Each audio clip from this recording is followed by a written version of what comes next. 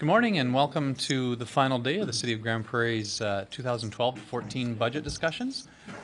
Today we're going to be reviewing the flagged items from the last couple of days of presentations, a number from community group presentations from yesterday, a number from council committee referrals over the past few months. And at this point I'd ask if there was anybody that had any additional items before we get started. Was there anything else that anybody had a chance to have some thought or reconsideration on that they wanted to talk about yet today? Councillor O'Toole? Yes, I'd like to suggest we look at rising above, please. Okay, so we'll add that to the list. So the Rising Above Society request. And was there anything else, Councillor Radburn? Thank you, Mayor Given. I have a PARDS capital request, please. Okay, so we'll add the PARDS capital request. So I'll ask final time Councillor Wong. Yes, I'd like to talk about the SPCA and maybe just get some information on other funding sources from the City of Grand Prairie. Okay, SPCA. Okay, let's go. Okay, so we found a number of items there that we'll add to our list. We had 26 starting out this morning that were flagged for further discussion or information. Ken is going to give us a little bit of information about what options council has available should they choose to fund some of these items in whole or in part. And I believe that, just looking down the list, I don't believe any of these are currently in the budget. And so council will need to be getting to points where we're saying, I move that, we put X amount in these years towards Y project. So that's going to be the process that we're going to need to do today. And Ken's going to give us a little bit of insight on what options council has available to us. Ken? I hope it's a little more than little. Well, welcome to the final chapter. It all comes together today. So I have a presentation for you. Just a reminder where we're at here so far. 2012 is 3.65%, 2013 is 4.35%, and 2014 is 3.70%, and 1% is approximately $800,000. I know I've talked before about the one-time versus the sustained funding, but sometimes it gets confused. One-time funding is one time, it goes in one year, but it's not in there the next year, so you have to make it up the following year. It also applies to an expenditure. If an expenditure is gone one year, but it comes in the next year, that's one time as well.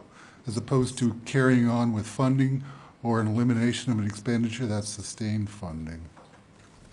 Because it's often thought, well, it's fairly simple. The first year we just take $800,000 out of the reserve, it goes down 1%, and things are good. Well, it isn't, because year two has to make it up. And just a reminder where we're at, the average residential at 245. Those percents I just indicated would be 84, 104, and 92 for 12 through 14 respectively. So I got three options for you. It's in the recommended order of use.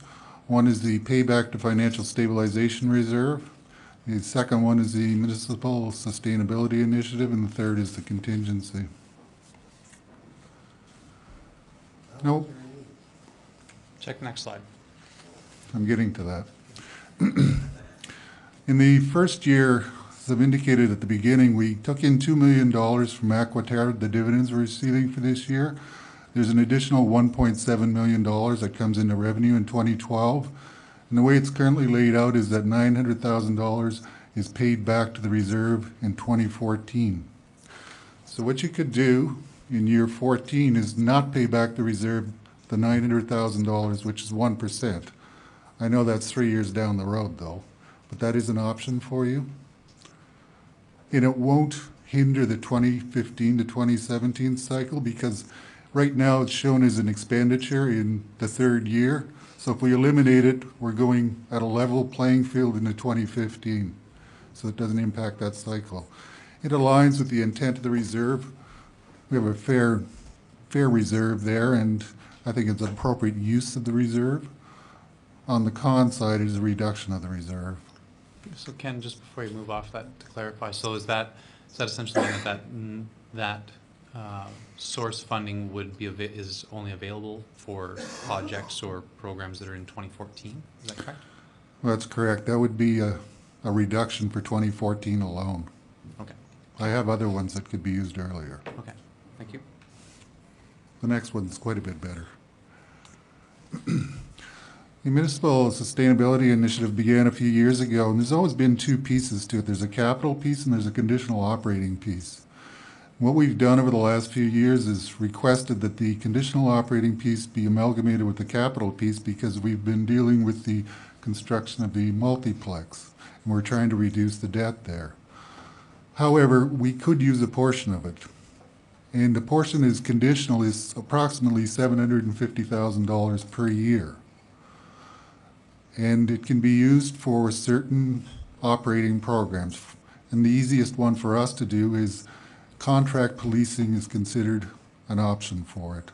So we would apply whatever amount of it and reduce our taxes related to policing, and then that would free up the taxes not to be levied. So it is sustained funding for the short term. We know it's going to carry on for the next 3 years. We don't know what the son of MSI will look like. We don't know if the program will continue or not, but at some point it could be an issue. There's unallocated funds in 2014, that's $4 million. The cons to it, it reduces the ability to fund emerging projects that come over the next 3 years.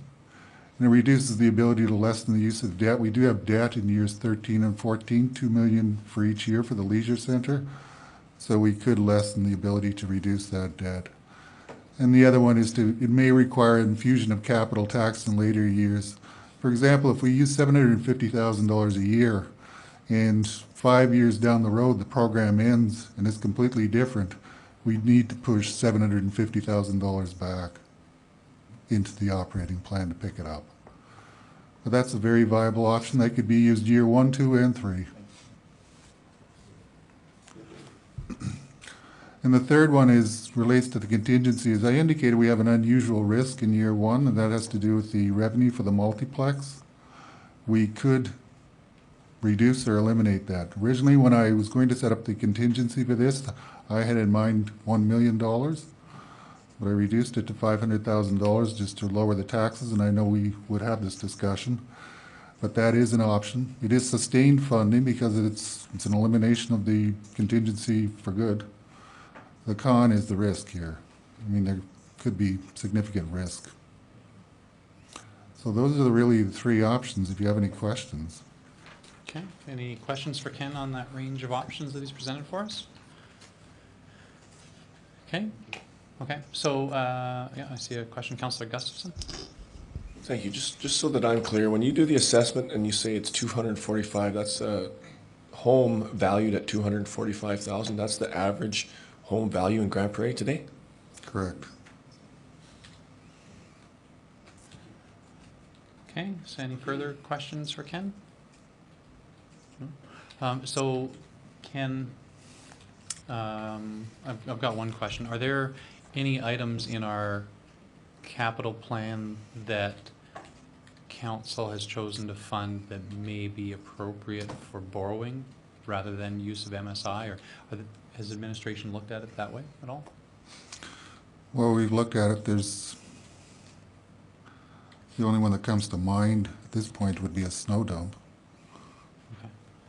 The rest of them are fairly minor in nature, or they're using grant funding. Yeah, I guess that would be the question, is because it's something like a snow dump site, or my question was related to long-term assets, the types of things. So that's the one that administration can see.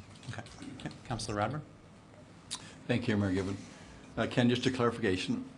We would still have 1.7 million capital tax and 550,000 in gas tax Correct. in capital still? Yes. Thank you. Sorry, what were those numbers again, Ken? $1.7 million capital tax, about 550 in gas tax. Okay. Councillor McLean? Thank you, Mayor. Again, Ken, like the 2 million and 2 million in 13 and 14, I believe, for the old leisure center, initially of maybe putting it on debt. There's also one that came at us about 16 million from the airport to go on there, and that hasn't come for council. So not necessarily maybe all that might go through, since we might have to do the pool. There could be an opportunity there, maybe, possibly. Well, the issue isn't the debt limit. We're fine on the debt limit side. It's the debt servicing. The airport borrows the money, they service the debt. It's not a cost to the city. But if we borrow for the leisure center, then we debt service it. So that's the issue. Okay. Okay, so does that kind of clarify it for everybody? Okay, so that gives us the range of options that are available to council. There's a few of them. And as we go through, ideally if a council member has something specific that they're thinking of, a way of, if you choose to include a funding source in your recommendation, that would be ideal. I'm not sure that it's necessary though. If you've got a specific plan, then include it. But if you are just wanting to see something funded and want to ask council to fund that and leave the funding source to administration, then that's fair game too. Okay. So I think we'll start off with our list of flagged items. And the first one is transit and the cost to meet scheduled enhancements and new routes as proposed in the transit master plan. And this was an item that I had flagged. I suppose we'll put it over to Mr. Descavich, but my intent was to find out the costs associated with meeting the plan laid out in the transit master plan. Frank, could you inform us on that? Thank you, Mayor Gibbon. If I can pull up the map. What I'm about to show you is out of the master transit plan. This is the proposed ultimate network based on our current development.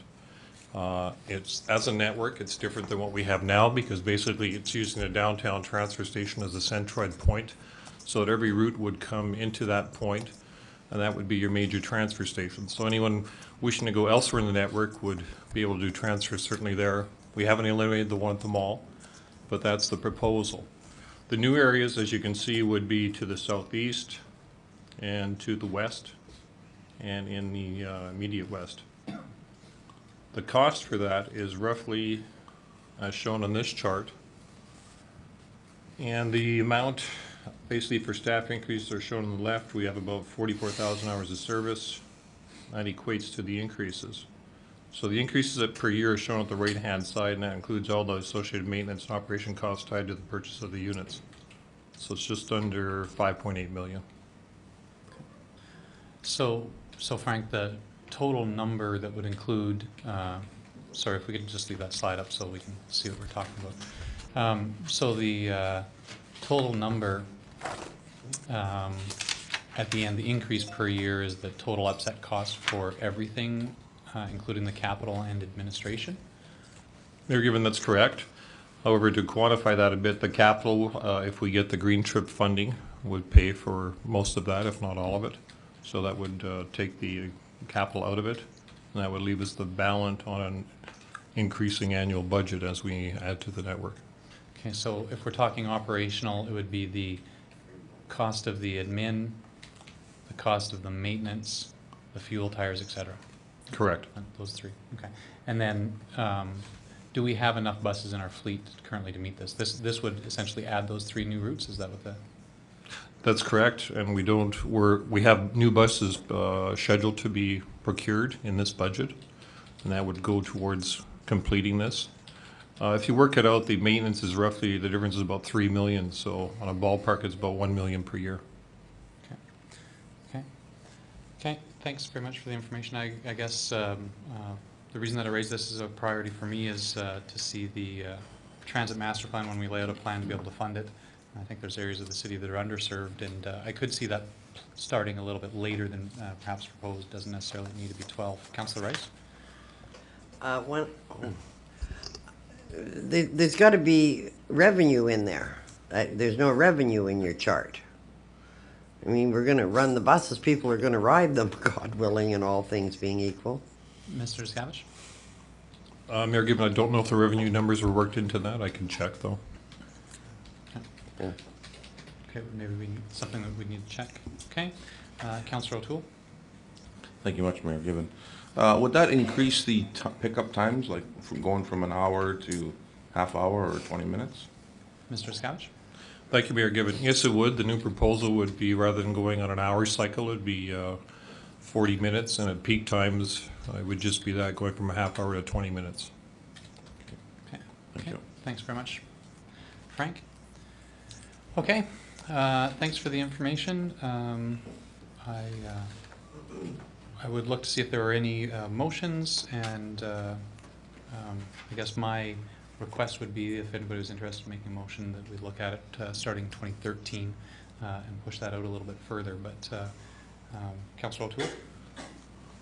Yeah, Mayor Given, I'd like to make that motion, Okay. that we look into it into 2013 and go forward from there. Okay. Okay. So a motion to fund the plan as proposed starting in 2013? Yes. Okay. So Councillor Rice? And I'd like to amend Councillor O'Toole's motion that we fund the expansion of service beginning 2013, conditional upon us receiving a grant funding for the capital portion. Okay. Okay. I'll take that motion as in order. Basically speaks to the capital portion, the $900,000 essentially for the cost of the new buses, and would make the funding for the program, which move it out to 2013, and basically say that council will be funding the operations, that the capital would have to come from grant sources. Okay? Any further discussion or debate, questions or comments? Councillor Wong? I was wondering if Mr. Discavish could provide us with that number so we could put that into our motion, or so we could have that for information in our motion. How much in operations would we have to fund starting in 2013? Mr. Scotch? Thank you, Mayor Gibbon. I'd like to verify whether the revenues are included first before I give you a number, but I certainly shall, once I know that. Okay. Well, if that's the case, with the consent of the council members that had the motion, maybe we can allow administration to get that information. Yeah. We'll move it down the list. Yeah. And we'll bring it back in when Frank has the information, okay? Okay, so,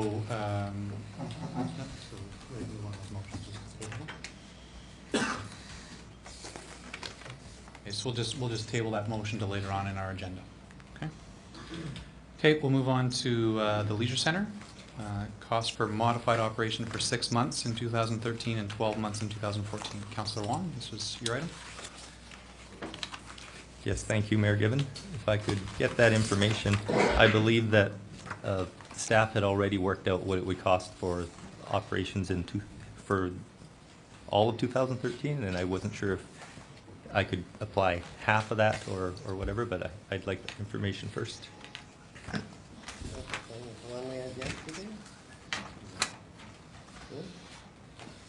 Mr. Roth? Certainly being circulated to council is the option that Councillor Wong had suggested. It's on the sheet that's just been passed to you, it's number A. We do have that available shortly here for the screen.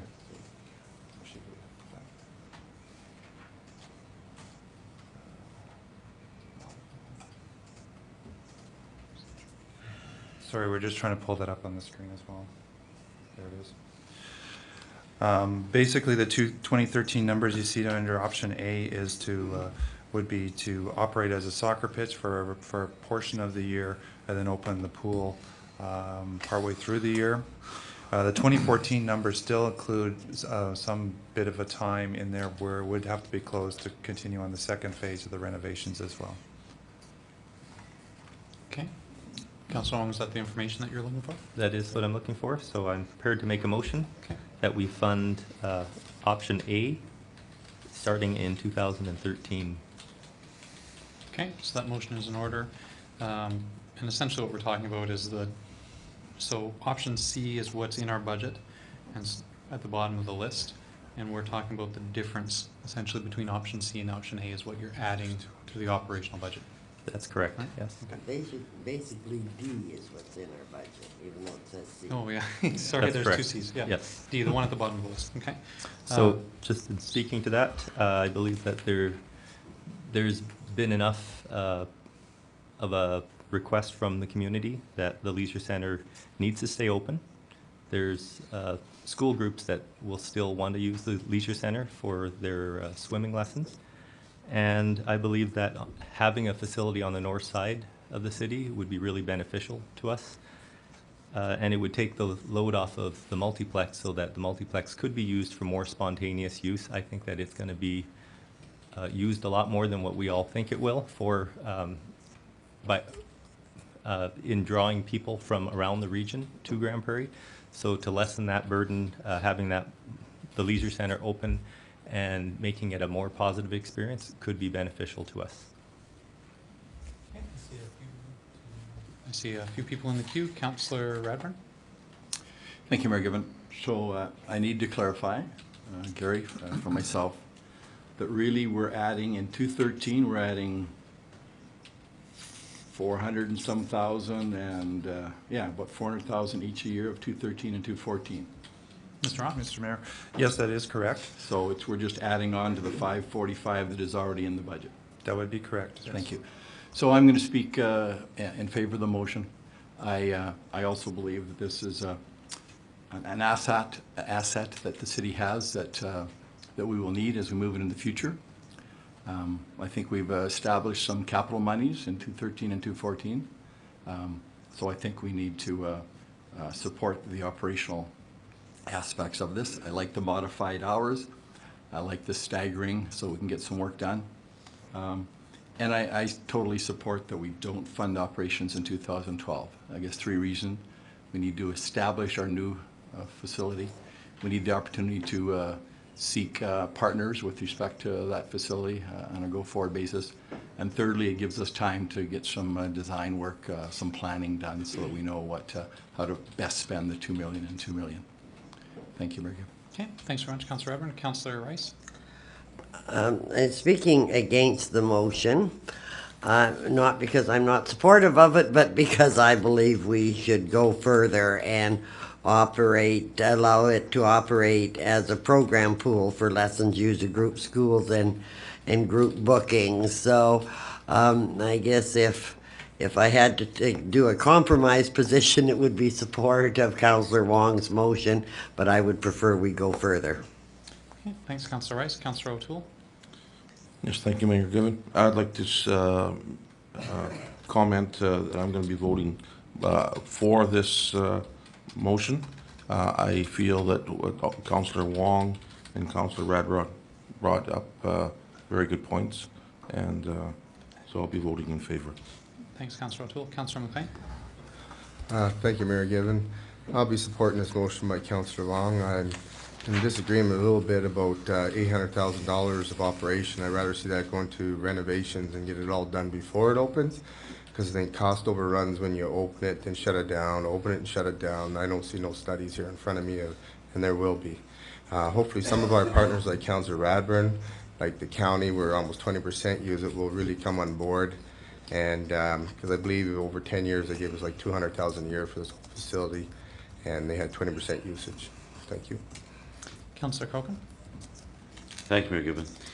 In a perfect world, I'd like to keep this open, but in lieu of the 3 days that we've put together, and we have to be responsible with our tax dollars, so I do support the proposal of Councillor Wong on the table that it will give the kind of a saw off, but it'll be about a year later. But at least we're holding on to a lifeline, the umbilical cord of the leisure center.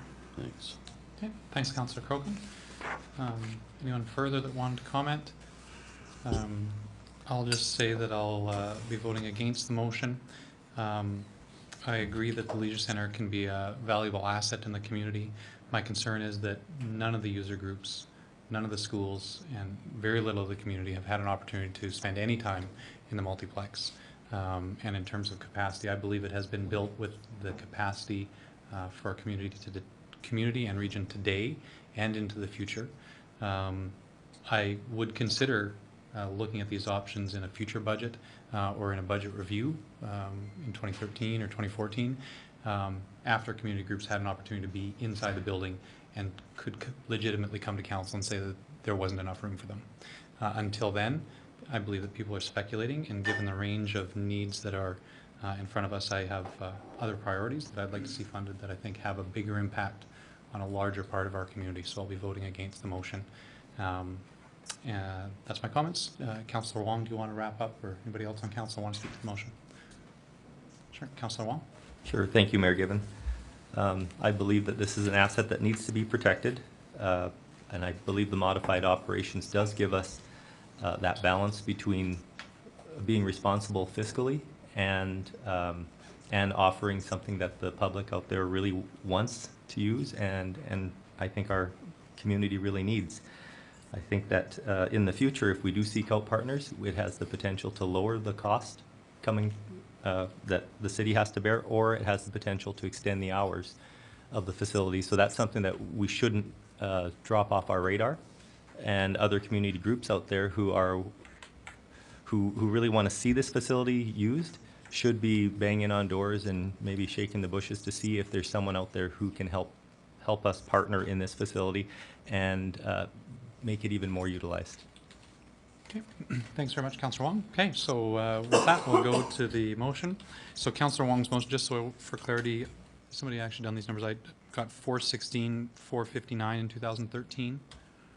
I don't know if anybody else is, and then 371, 674 in 2014. Is that correct? It's approximately there. Yeah, Mr. Roth? Yes, Your Worship, we believe that those numbers are correct. Okay. Okay, thanks very much. Okay, so we'll call for the vote. Thank you.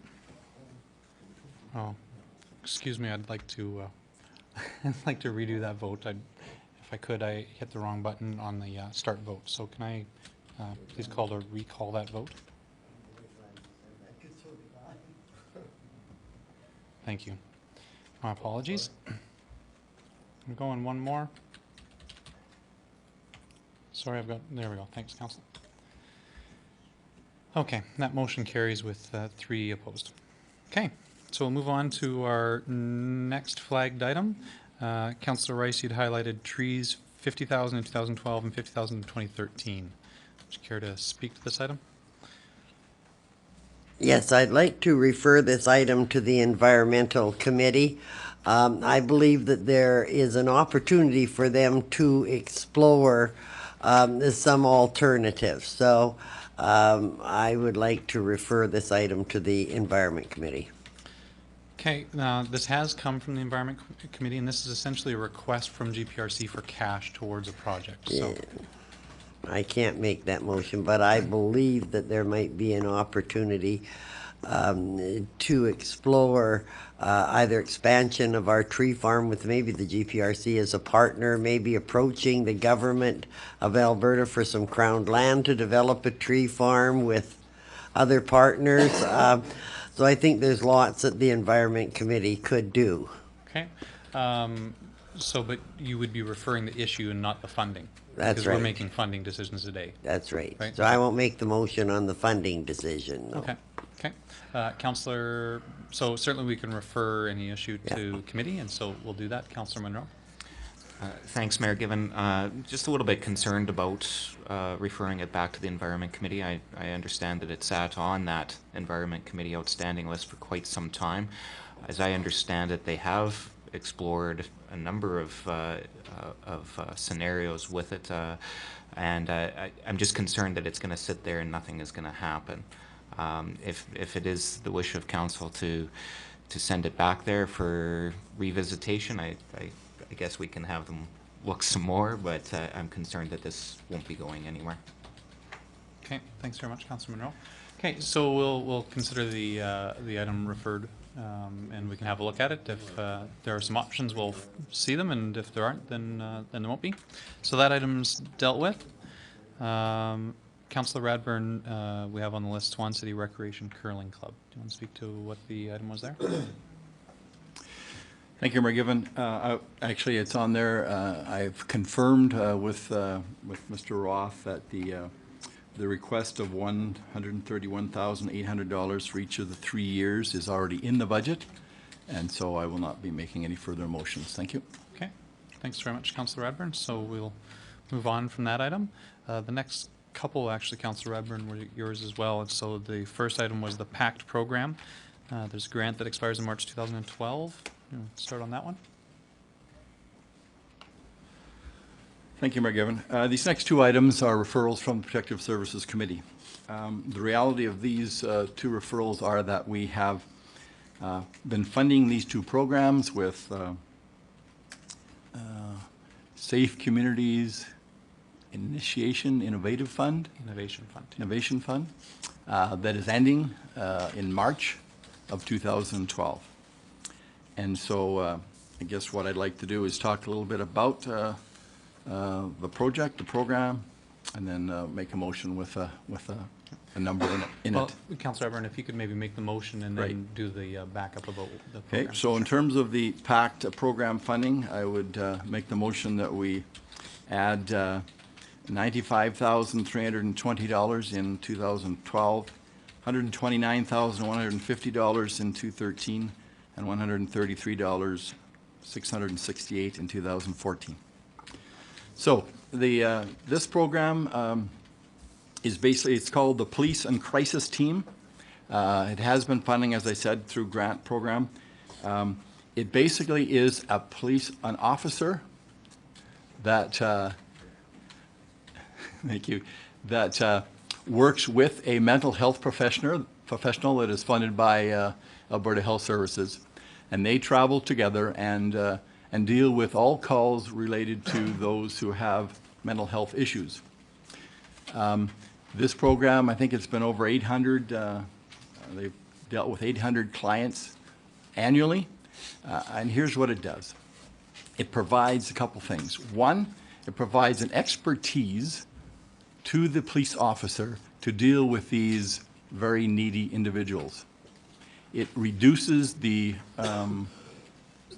recall number of times a particular client needs to call, because this team gets them through the hospital more efficiently, so it reduces RCMP time at the hospital, and it gets them the support that they need, both in terms of dealing with the individual, but also on an ongoing basis in terms of a treatment plan or support plan.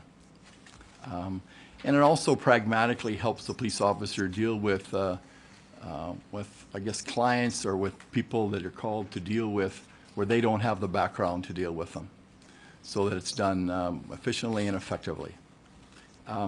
So I think that's really what I'd like to say. It is a situation where, although I see this as not adding a position, because I'm cognizant of that, this is maintaining a position we have. We lose this funding, then we lose a staff member complement. And because if we don't, then if we want to maintain this program, then we got to take it away from school resource or members on the beat, and I don't want to do that either. So I think the best way to keep this program is to add the funding so that we don't in the longer term reduce our complement over the 3 years, but we can maintain this service. Alberta Health Services and Community Mental Health have in principle will have committed to continue to support this program. It is a pilot that has been proven to be effective, and although I would prefer that provincial government continue to fund programs like this that are successful, the reality is that at this point they aren't.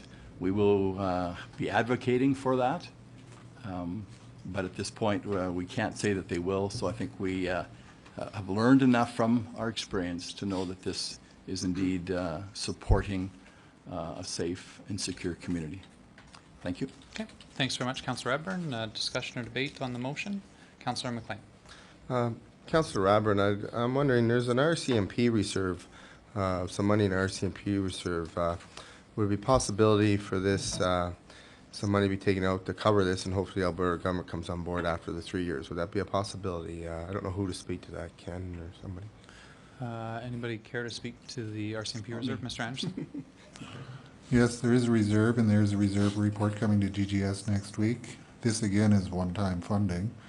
I mean, it could be applied for the first year, but thereafter it would have to be picked up. And our reserve report actually recommends a change to the reserve. Okay. Okay, Councillor Wong. Thank you, Mayor Given. I'm going to speak in favor of this motion. I believe that it's a really good program and has seen some great successes. It deals with a very specialized situation, which is mental illness, and offers a little bit of support in the way of prevention. Preventing potential crimes is always better than trying to pay for the enforcement of it or pay for the consequences of it. So I think we need to do a little bit of both, and this is the only piece. This one and the next one actually have pieces in it of prevention, and it deals specifically with mental health issues, and that's something that we really need to put a little bit of money in our budget to deal with. Okay, thanks very much, Councillor Wong. Any other discussion or debate on Councillor Radburn's motion? Seeing none, then I'll, Councillor McLean. I know it's coming next week. Thank you, Mayor Given. Ken, so could possibly cover the first year of this initiative, 95,000 through that reserve. Mr. Anderson? Yes, it could. Okay. I'll be voting for it if that happens. Okay, so Councillor Radburn, care to finish up? We'll try and keep that process for all of the flagged items. The council member that moves them, we'll give them one final opportunity at the end if they want to sum up. No, or anything else. I don't want to add anything. My motion does not presume that the funding in the first year comes from the reserve. That may work, it may happen, but that's not in my motion. Okay. Okay. Thanks very much, Councillor Radburn. Okay, so we'll call for the vote. Thank you.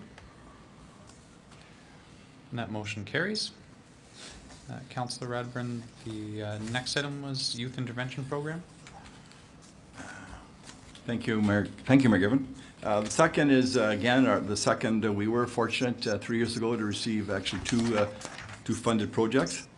Since then, we haven't been as fortunate, but we continue to try to access that funding. The Grand Prairie Youth Intervention Diversion Program takes a preventative approach by offering assessment and referral services to at-risk and troubled youth as an alternative to judicial sanctions. Through the collaborative efforts of the program, the RCMP, and other community service providers, this program addresses the needs of youth requiring community resources for a variety of additional factors, including mental health, addictions, and family breakdown, which can play a role in the likelihood of a youth being at risk to come into contact with the justice system. So this was actually ours was one of 8 pilot projects modeled after a program in Ottawa. We've been funding a coordinator that has been coordinating the program. Upon referral, the coordinator provided assessments to the youth and directed them to the appropriate community resources to help them. We have found that of the 8 sites in Grand Prairie, well, in Alberta, I believe, this program, we had the highest number of referrals of 75, so annually, and that is more than double any other pilot projects in terms of the number of youth that this program addressed. We have developed a partnership with the school systems, with RCMP, with other agencies to know about this program, to access this program. So we have contracted Center of Criminology and Justice Research at Mount Royal to conduct the program evaluations. Initial reports is that it is positive. It will be more formally presented to Protective Services in the future. So again, this is a program that we think is working, and failure to fund this will cause us not to be able to deliver the program. So what the administration has done is said, hey, we've had a coordinator to get the program established, and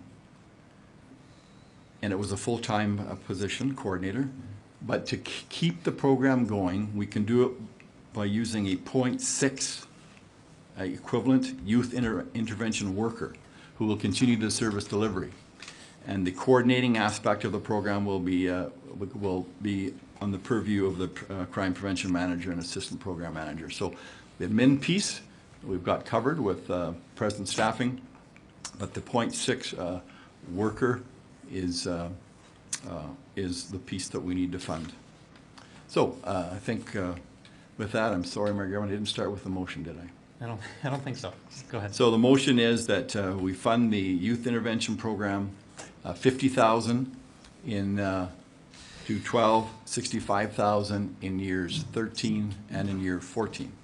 The difference obviously in 212 is that we do have grant funding until March, so it's only partial part of the year. Thank you. Okay, thanks very much, Councillor Edburn. So we have a motion to add 50,000 in 2012, 65,000 in 2013, and 65,000 in 2014 for the youth intervention program. I see Councillor Rice in the queue. Would urge council very strongly to support this motion. If you go back into the archives in 1975, the federal government introduced a pilot project called Alternate Measures, which is a forerunner of this, and Grand Prairie across Canada was chosen as the site for that pilot project. It ran extremely successful for many years. If you go back to the archives, you'll find the statistics that prove the value and the success of this program. It was working so well, the feds decided to mess around with it, where it has slumbered for many years, and finally someone said this program really works and it's very cost effective. So I would urge you to support it. Okay, thanks very much, Councillor Rice. Councillor Crokin? Thanks, Mayor Given. Where is the program housed at present? And does the program have a border? Meaning just Grand Prairie? Probably appropriate for Mr. Walker. Thank you, Mayor Given. Yes, the coordinator at this current point is housed with part of crime prevention, but do work out of the detachment. They're there pretty much every day connecting with folks. They're certainly out and about because they're also connecting with a number of agencies.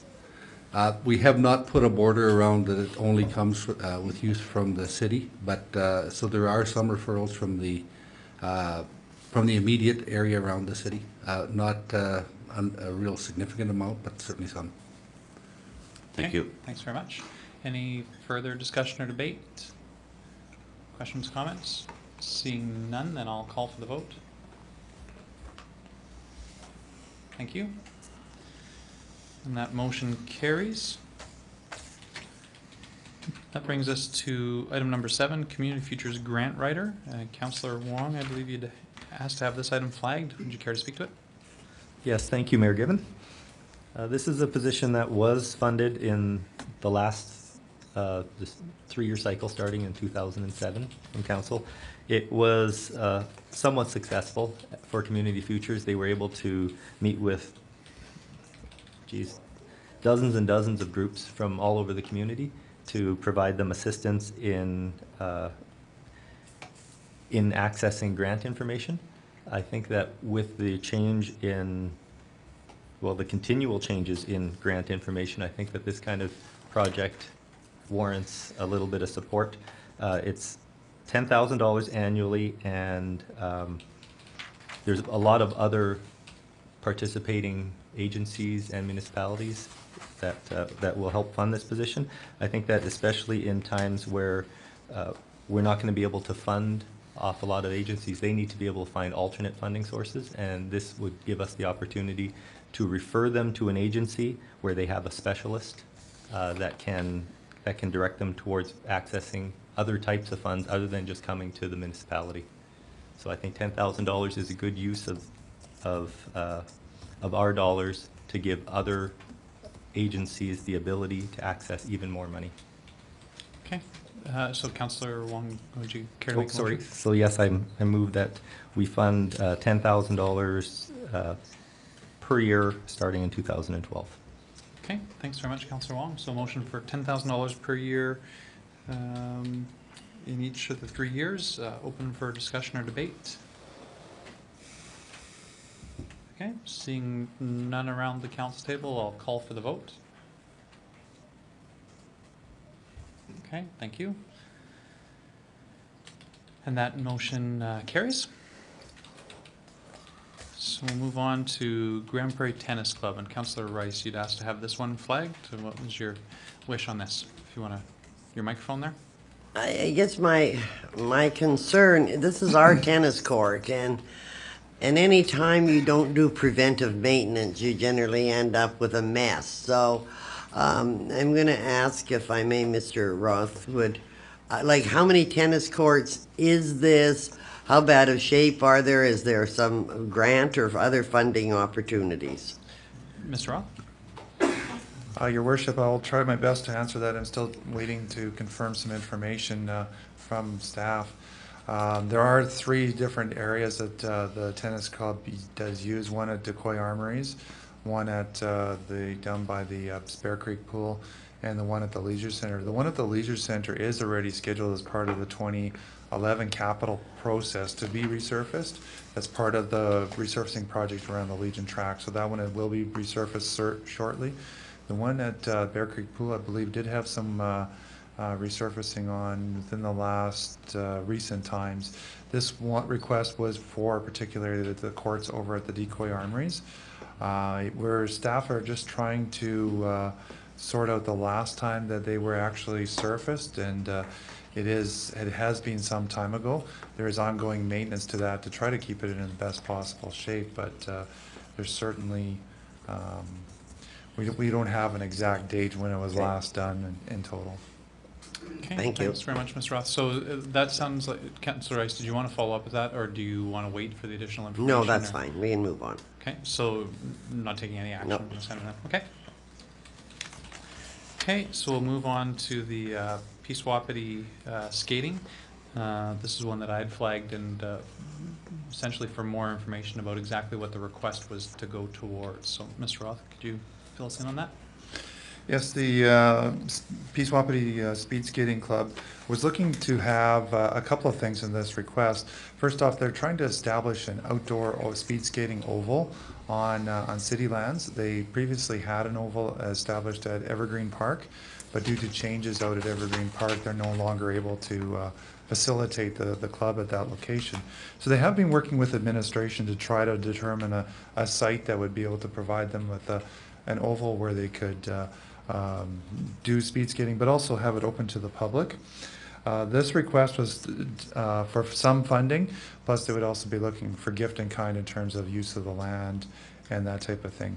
The funding would include basically water, potentially even some lighting, electrical kind of costs if we found a site that we could accommodate that. What they would do is put a shed on the site. We do have an older Zamboni type of unit that is hooked onto a tractor that we have made available to the club in the past, and certainly it would allow them to be operational for a outdoor speed skating oval for the winter months. Okay, thanks very much, Mr. Roth. And so just to clarify the request, obviously we're into winter this year, so we're not talking about 2012, we're talking about winter of next year, 2013. That's correct. We have still working on some site options with the club at this point in time. Okay, Councillor Copeland? Thank you, Given. No, that was my question, was just clarification. Looks like we got 2 fundings in 2014, or 2 asks. Yeah, there is, yeah, there's in our list, there's the 19,250 in 2014. Yes. So could somebody clarify that for us? Was there a capital request and an operating request, or Mr. Roth, do you have any details on that? According to my notes, I have 21,250 for the first 2 years, and 19,250 for the second, and that's based on the information that they've provided to us. Okay, and sorry, so let's clarify, what's the actual number there? 21,250 for Okay. 2012 and 2013, and then 19,250 for 2014. Okay, so it is actually a 3-year request. That's correct. Okay. Okay. Okay, thank you. Okay, so I'll make my pitch. This was a community group that I think could add a lot to the city. I think the option of including the skating oval inside city limits could be a fantastic amenity at a relatively low cost. So that would be my pitch, to see if there's any council member that'd like to take it up to make a motion, and if not, then we would move on. And seeing none, Councillor Radburn? I'll make that motion, Mayor Given. I move that we support Peace Wapiti speed skating 21,250 in 2012, same in 2013, and 19,250 in 2014. I just think that this is long track speed skating. I know we have arenas for short track speed skating. Just observing the Arctic Winter Games and Winter Games we had in Alberta here before. I just think that it is a group that's fledgling, but I think this would really give them a boost in the arm and increase participation. So that's really why I would support making that motion. Thank you. Councillor Monroe? Thanks, Mayor Given. I would certainly be in support of this motion. However, I'm concerned with one aspect of it. Is the funding actually necessary in 2012? Fair question. Mr. Roth? Your worship, at this point in time, we've had numerous discussions with the group. We haven't found a suitable location because they do have some requirements that they have, of course, and the city has our requirements in terms of putting the ice surface on our lands. We need to make sure that they're both appropriate uses. So we're still looking at and evaluating different sites. I'm not sure if we'll be really in a position to be able to operate this year. We probably would be more in terms of being ready to go in 2012. Thanks. Mayor Given, maybe if it's appropriate, I'd like to maybe amend Councillor Radburn's motion to just drop the 2012 funding portion of $21,250.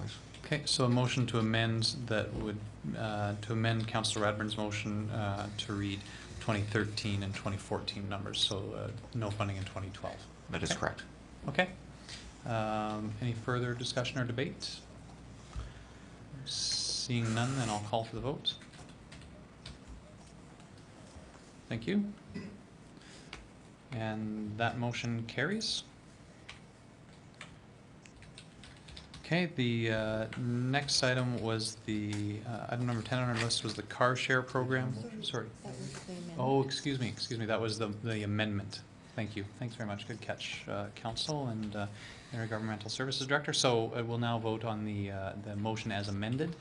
So this is Councillor Radburn's original motion, but amended to read just 2013 and 2014 funding numbers. Okay, sorry for that. I'll call for the vote. Thank you. And that motion carries. Okay, so now we can move on to the next item on the list, number 10, the car share program, $3,600 annually for operating costs. Councillor Wong, he'd flag this item. Thank you, Mayor Given. We've already funded the car in the capital program, so I think that it's only appropriate that we fund the operations of that vehicle. I think this is a good green initiative. I think it has the ability to save us some money operationally. So the $3,600 is an estimate for fuel and maintenance on the vehicle, but really when city staff are taking this vehicle to meetings during the day, there is a potential that we're going to be saving on the charges that we sometimes incur for mileage when we have staff go out of town, or even council members go out of town. We have to pay at the provincial rate, which I'm not sure what it's at these days, but it's anywhere from 42 cents to 50 some cents per kilometer, and it only takes a few trips per year to repay this fund. So we'll see how it ends up coming out in the wash, but I really believe that if we have this car, we do have to fund it. Okay, thanks very much, Councillor Wong. Any discussion or debate on the motion? One question that I would have is whether we need to put any money into the budget for this. I really think that there's an option for funds that are already in the budget from mileage to be dedicated towards the cost of the program, and so essentially, rather than adding new money to the budget, to fund it out of existing funds. So I mean, I suppose that there's a risk there. Potentially, maybe I wonder if council would consider funding it for either a portion of this, just to cover off the fact that we may not get that full amount out of mileage. I think Councillor Wong's right that we would likely get at least a portion of that from funds that are already budgeted in other places. But Councillor Wong's motion still on the floor.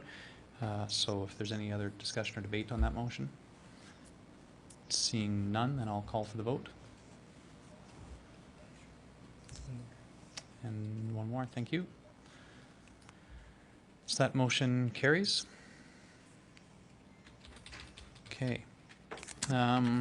So we're on to item number 11, the multiplex timing clock, and there was something that we wanted to get some additional information on. And Mr. Roth, were you able to gather that information for council? Yes, this was more of a capital request, in a sense that there would be some extra equipment required for the timing clock. Just the background that we had talked about during our capital budget discussions was that the administration worked with the swim club to get the timing system that they had requested.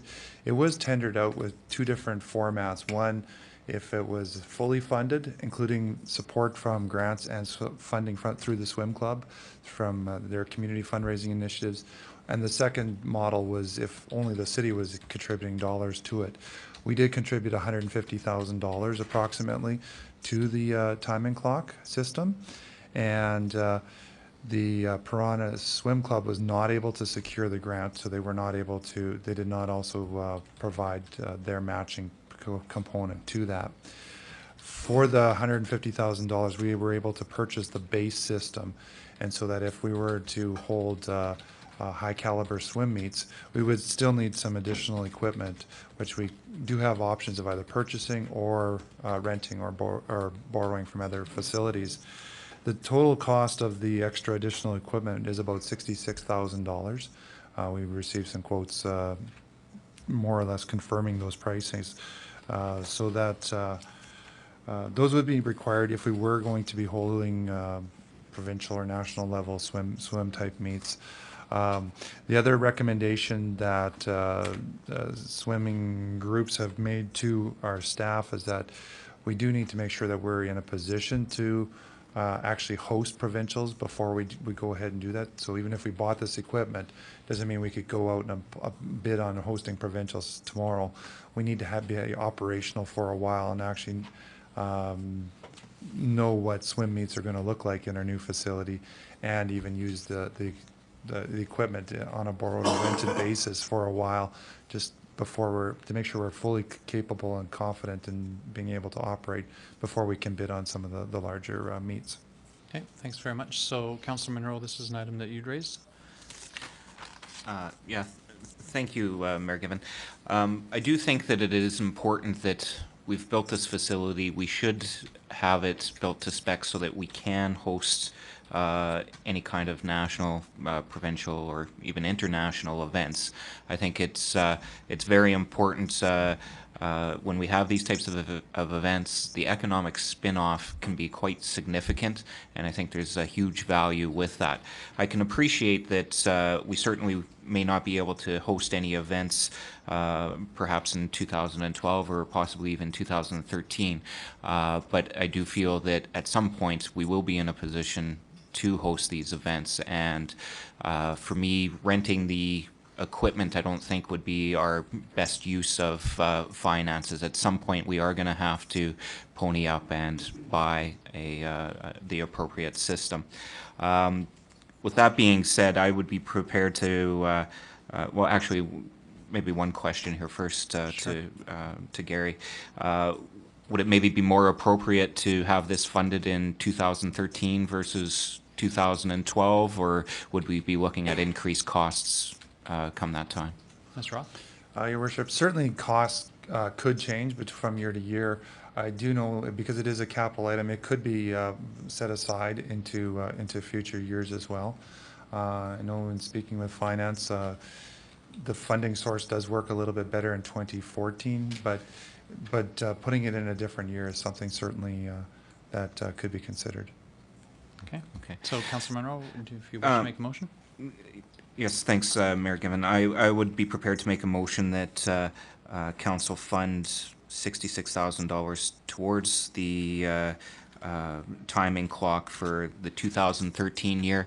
And the reason I'm saying 2013 is that I think anytime you put in new equipment, even though we may not be having an event in 2013, this would give staff and the associations an opportunity to work with the equipment so that they are prepared to host in 2014.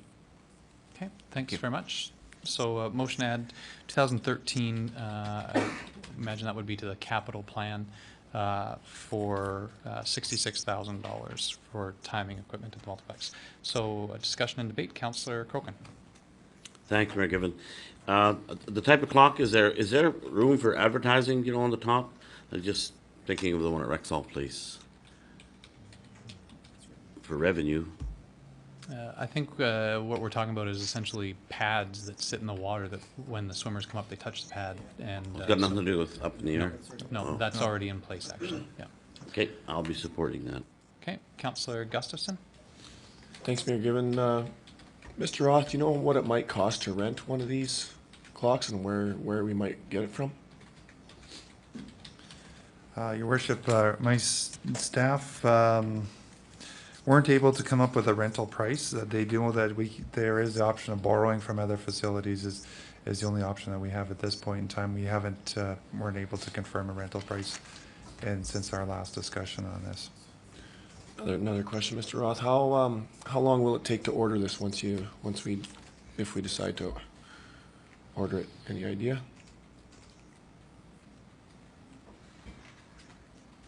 I don't see it listed in the quotes that are provided to me. However, it is timing equipment that is readily available through our manufacturer, but I don't have an exact time. Thank you. Okay, Councillor Wong. Thanks, Mayor Given. I'm going to support this motion. I believe that we've put $110 million in this facility, and now we're missing one small component that could allow us to hold provincial and national events. I think that it's quite a shame. You don't know with technology whether or not it's going to change in the future. So we may or may not be able to rent it in the future. And if for some reason the technology changes and you all of a sudden can't get those parts, you're looking at a whole new scoring system and a clock all over again. I'm not prepared to take that chance. I believe that the community groups have already started their fundraising. They have some money to contribute towards it, and $66,000 for 2013 sounds reasonable to me for this capital item. Okay, thanks, Councillor Wong. Councillor Radburn. Thank you, Mayor Given. So I'm struggling a bit because we have invested $150,000 that we were told would suffice. We didn't necessarily need the Cadillac model. We didn't get the Cadillac model because a grant that the Piranhas were applying for didn't come through. So I still assume that we had what was needed for generally for regular competitions. Now, for I don't know, provincial or national, we may need the pads. So I understand that. So I will probably support the motion 2013.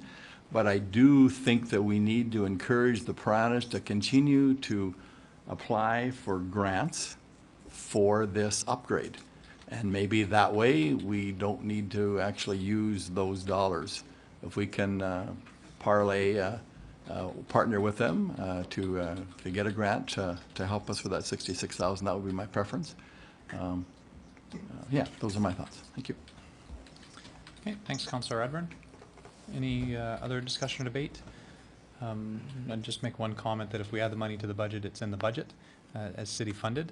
It could stay as unfunded in the 2013 budget, and council could review it at this time next year and have a little bit more information about whether the community organization was able to get any grants or not.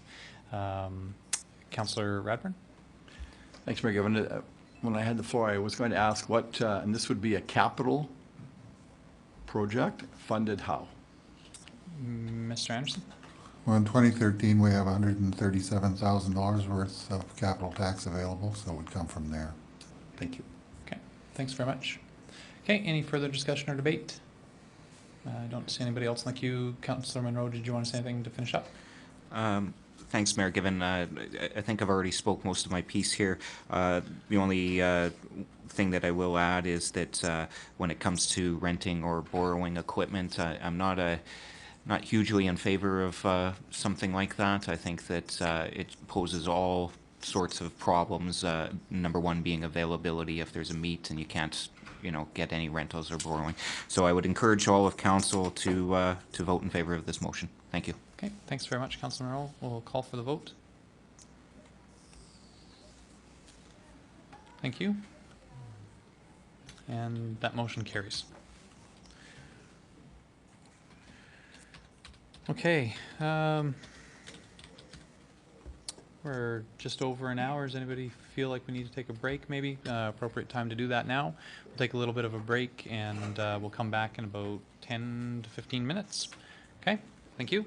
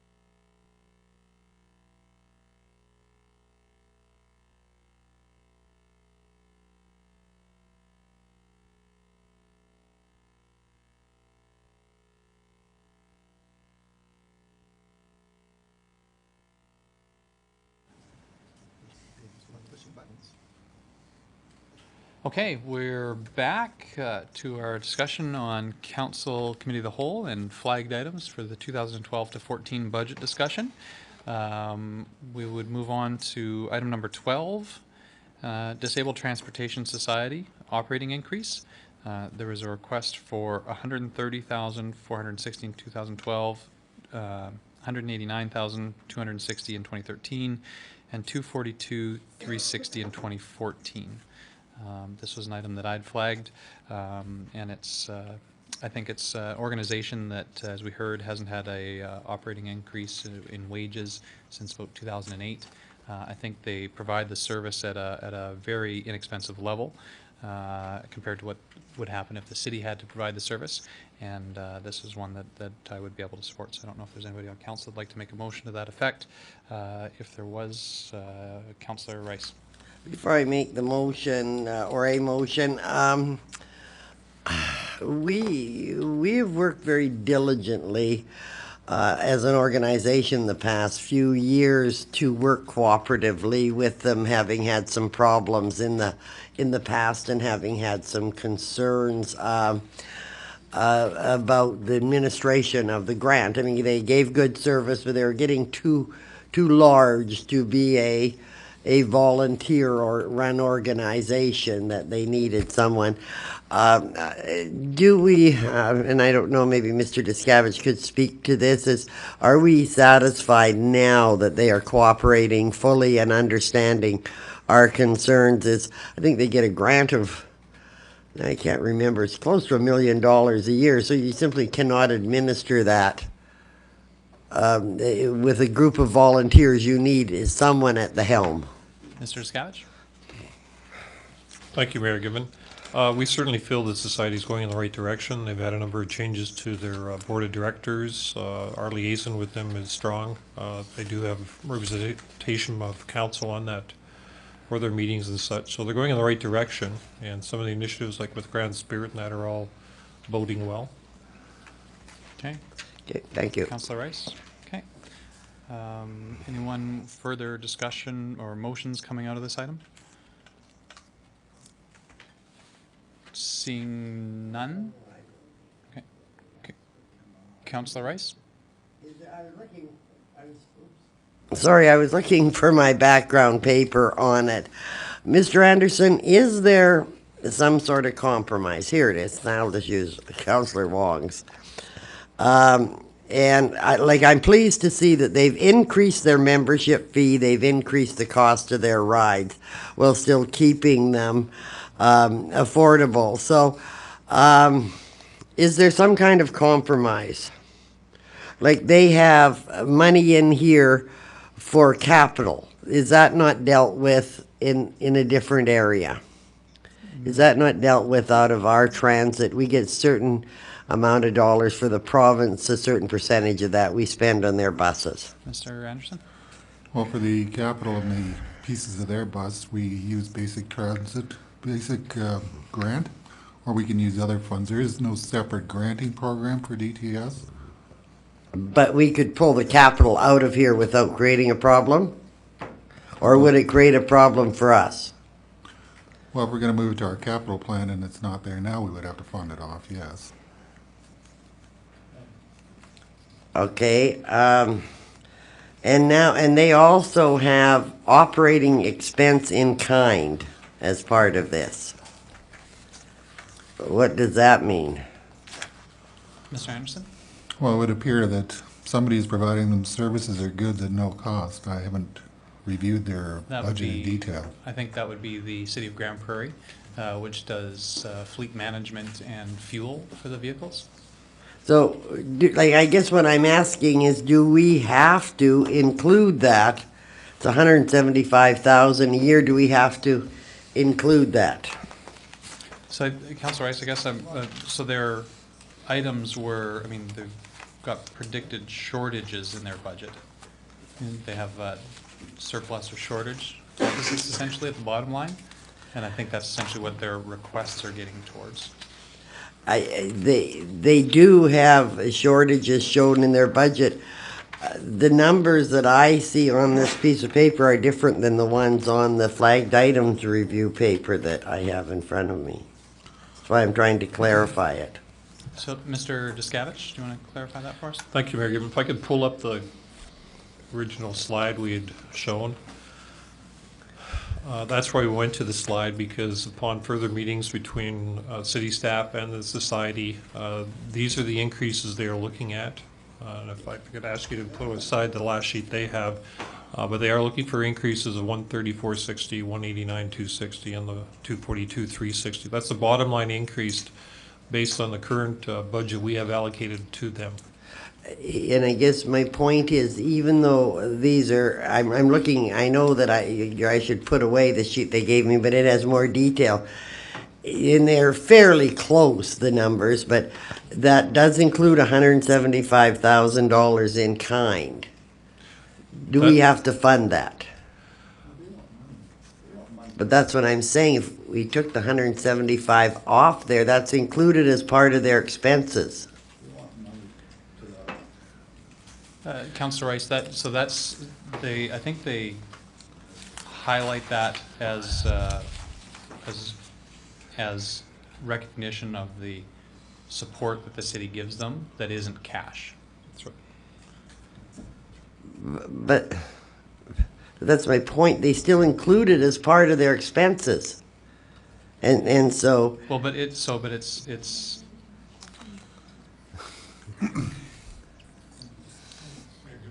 Mr. Discavich? Thank you. They have both shown in the operating a gift-in-kind revenue, which offsets the gift-in-kind operating. Okay, So all it's right. a wash. Yeah, all right, thank you. Oh, I'll make the motion that we give them the 134.60, the 189.260, and the 242.360. Okay, thanks very much, Councillor Rice.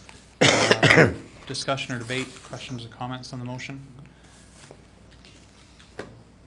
Seeing none, then I'll call for the vote. Okay, we've got one last one, thank you.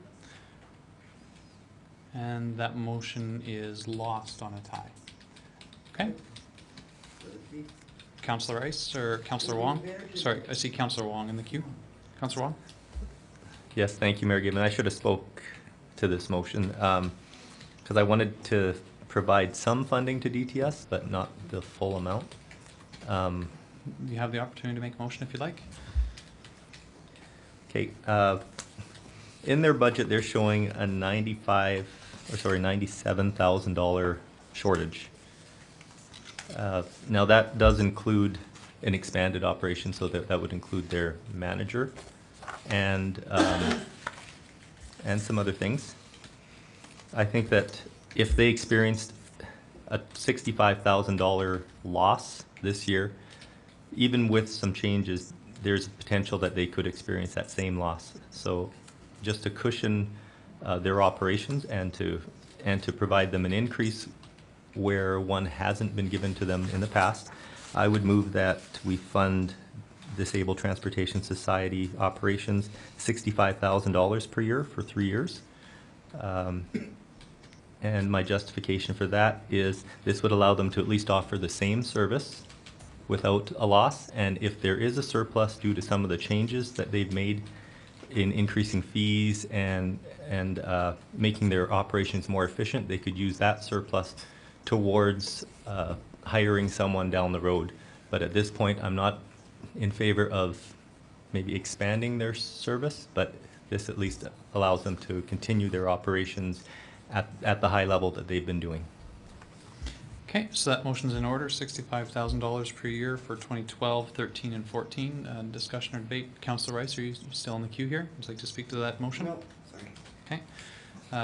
Any other discussion or debate on Councillor Wong's motion? Seeing none, I'll call for the vote. Thank you. And that motion carries.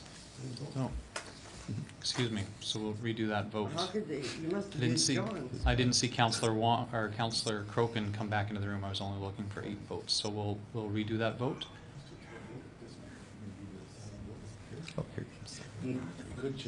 And I'm waiting for one more vote. Thank you. And that motion carries.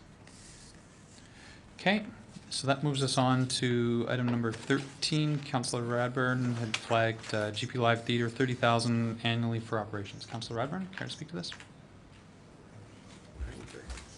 Gotcha. Live theater. I do. Thank you very much, Mayor Given. So I'm going to speak, I'm going to make the motion that we increase funding to the Grand Prairie Live Theatre by $30,000 in each of 2012, 2013, and 2014. And I guess I speak from this context. We have invested considerable dollars in the budget to ensure that we have a facility that will be useful for a number of years going forward. I am concerned about the organizational strength of this group. We heard yesterday that basically they have two part-time people, part-time manager and a part-time sales ticket person. And I think that they need to be strengthened by, as they mentioned, the technical technician. I guess the other part of it to me is that although I'm really cognizant and sensitive in terms of increasing operational funding to groups, I do believe this particular instance is not a level playing field. We have not been covering near the utilities that we have other city-owned facilities. So I do think that's put a strain. So two things, I do think they need this technician, and I do think they need more support with respect to the utility costs. So I'm making this motion from a perspective that I do think that as a city facility, their funding hasn't, on an operating basis, hasn't been to the level that we have chosen to support other city facilities. Thank you. Okay, thanks very much, Councillor Radburn. Councillor McLean? Thank you, Mayor Given. I'll be voting against this motion. I believe they're getting in 2012 400-some thousand for renovations, 400,000 in 2013, and 400-some thousand in grants. And I might be wrong on the year, so about 1.3, 1.4 million. I think there's a lot of money going to this facility. There's an extra 100,000. I'll just be I'm not in favor of this. Okay, thanks very much, Councillor McLean. Any further discussion or debate? Councillor Wong? I'm going to speak in favor of this motion and urge other council members to vote in favor. This is an organization that doesn't have a lot of staff. I think they showed 2 or 3 staff members, and yet they do quite a few quality productions every year.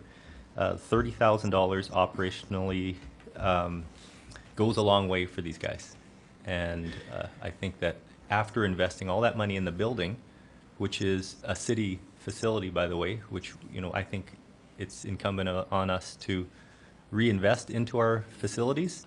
I don't think that the live theater should be penalized for that. I think that this is operational to run the program, and they do a great job at it, and $30,000 isn't a lot of money for the number of programs that they do per year. Okay, thanks very much, Councillor Wong. Councillor Monroe? Thanks, Mayor Given. Question I have is, when we do these renovations, is there going to be any downtime with the theater? Is it going to be closed for a significant period of time? Mr. Roth? Your Worship, certainly there could be. I don't have the exact extent of downtime that there would be available, but there certainly would be some downtime involved with them, for sure. Okay, Councillor Monroe? Anything further? Yeah, just my only thought process with that, Mayor Given, was that if they're hiring a person and the facility is going to be closed for 6 or 8 months, I'm not sure that it would be a good investment in operational cash. However, I do agree with Councillor Radburn on the utility aspect of it. So I believe that I will be speaking in favor of it. It's just my thoughts. Thank you. Okay, thanks very much, Councillor Monroe. Any further discussion or debate on the motion from Councillor Radburn? Councillor Radburn, want another chance at it, or no? Okay. So we'll call for the vote to add $30,000 per year for the Grand Prairie Live Theatre for operations. Call for the vote. Thank you. And that motion carries. That takes us on to Grand Prairie Public Library operating. Councillor Rice, you had flagged this item? I'd just like to ask Mr. Anderson, again, if there is some room for compromise here. That seems, well, I agree, and certainly it's very, very easy to tell that since we opened at the Montrose Cultural Center, the patronage of the library has just dramatically increased. But I guess just refresh my mind what the extra increase is for. It's a substantial increase. Mr. Anderson? Well, I'll refer that question to Mr. Roth. Okay. Gary? I'm sorry, just to, can I just get the question clarified again? Sure.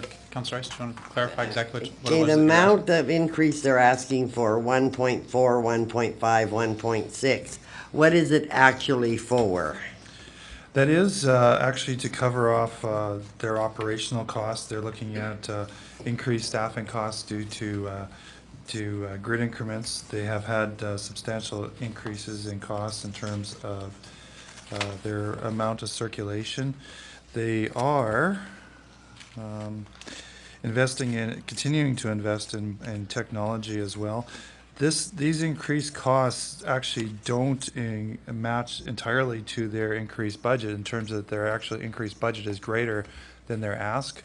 They're anticipating and using some reserve funding from their own reserves to be able to supplement their budget as well. So the budget that is here on page 155 of our green binder that shows a decrease. Is that because of the reserve funds that they're using?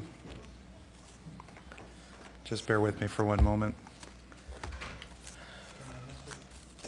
Well, Mr. Roth's finding that, just refer to another sheet.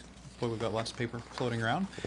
Council had this list of community group requests, which shows that, if I'm reading it correctly, that the current funding that the city was giving in 2011 was 1.401208, and their request was for 1.489093. So basically, you're talking about a difference of, if I'm reading this correctly, difference of around 90,000 in 2012. Approximately 150,000 in 2013, and approximately 206,000 in 2014. So that's the actual difference between what is in the budget and what the group had requested. So 90, 150. Well, those are my approximates, Yeah. but approximately 90, approximately 150, and approximately 206. So administration can get the exact numbers, but just for clarity, it isn't. Okay. They're not looking for an additional 1.489. Okay, Right. so that's the motion I would make, is that we approve 90,000 in 2012, 150 in 2013, and 206 in 2014. Okay, Councillor Rice, I'll take that as in order. Do you want to get the exact number from administration? No, that's fine, they can live with what they get.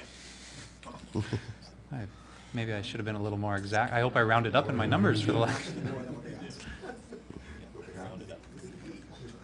So let's just get the exact numbers from Okay, administration, because fine. I may have rounded to the highest. So does somebody in administration have what the difference is between what is in the budget and what the library's request was? Mr. Roth? Your worship, I believe I have that here. It is, in 2012, it's 87,885. 2013, 148,030. 2014, 205,836. Okay, Mr. Roth, can you do those numbers again slowly, just so that Intergovernmental Services Director can make sure that they're recorded properly in the motion? My apologies. 2012 is 87,885. 2013 is $148 and $30, and 2014 is $205,836. Okay, I think we've got them there. So now we know the exact numbers. Councillor Rice, you're still okay with that as your motion? Sure, because I would have hated to give them that extra $144. Okay, thanks very much, Councillor Rice. So discussion or debate on the motion, Councillor O'Toole? Yes, thank you much, Mayor Given. The majority of the extra funding being requested is going towards staffing. The funding will cover increased staffing component put in place since our move into 2009, but also address the results of the organizational review. The extra funds will also assist the library in adopting a new grid that puts us closer to the median.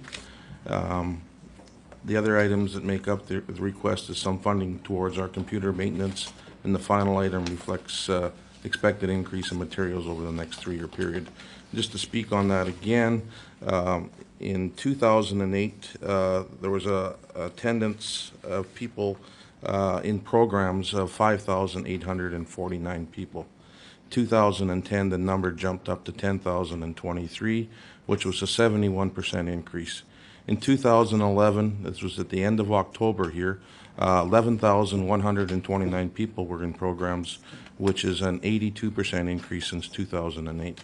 So the staffing is something that we need to look at. Okay, thanks very much, Councillor O'Toole. Councillor Crokin? Thanks, Mayor. And I think I noted when they were giving their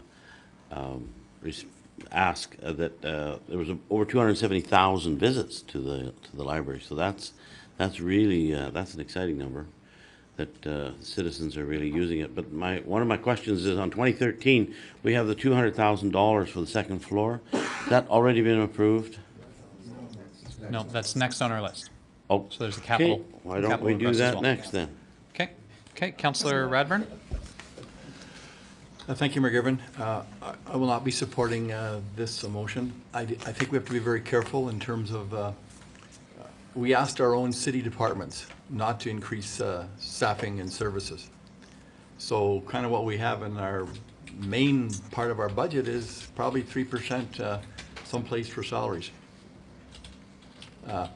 200,000 out of us 1.6 million, I think is, 12% or so. If we were looking at a 3% each year, maybe, but these numbers far exceed that standard that we set for ourselves, I believe, on our own city's operating budget. So I think we should treat the 3 groups that are coming forward later in this list similarly. Thank you. Okay, thanks very much, Councillor Radburn. Councillor Wong? Thank you, Mayor Given. Sorry, Councillor Wong, the cue's a little off. Thank you, Mayor Given. I agree with Councillor Radburn here. I can't support this request. I don't want to speak out against the library because I think the library offers a valuable service. I do, however, believe that they've been given quite a leg up by the city of Grand Prairie. They've got this brand new facility which has created massive successes for them, and I think that they need to operate at that level now. We are trying to cut back this year. I know that we keep adding and adding and adding to this budget, and this is one place where I'd like to just see us stabilize a little bit and figure out exactly where our operations are before we put money in here that won't go away, because this operational money goes on forever. Okay, thanks very much. Councillor McLean? Well, thank you, Mayor Given. I think it might be directed to Gary. Before the building opened, 2008, 2009, not sure of the date, how many extra staff were added at that time? Mr. Roth?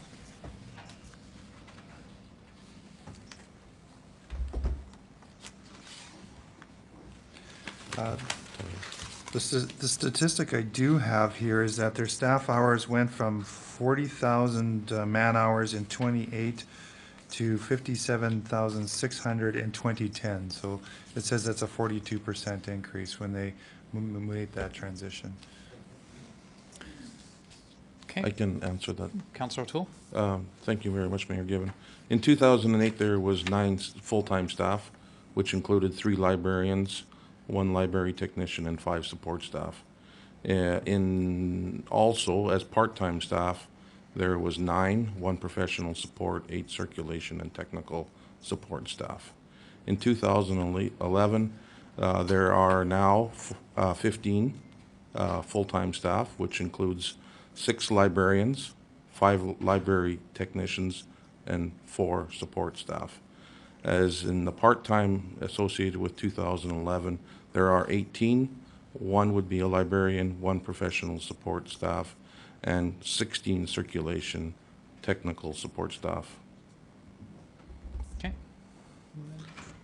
Thanks very much for that information. Also, just in 2008, there was 10 student or adult pages, and in 2011, that's 14. Okay. Okay. Thanks very much, Councillor Toole. Thank you. Okay, so we have a motion on the floor from Councillor Rice to add those specific amounts of approximately 87,000, 148,000, and 205,000. Okay, Councillor Radburn. Just a quick add, that we all, let us remind ourselves that we also contribute considerable operating utility costs, maintenance costs to that facility. That's in addition to the 1.4 million. Thank you. Okay, thanks very much. Any further discussion or debate?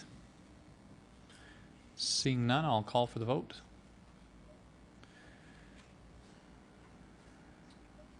Thank you. And that motion does not carry. Okay, if there were no further motions on this item, then we'd move on.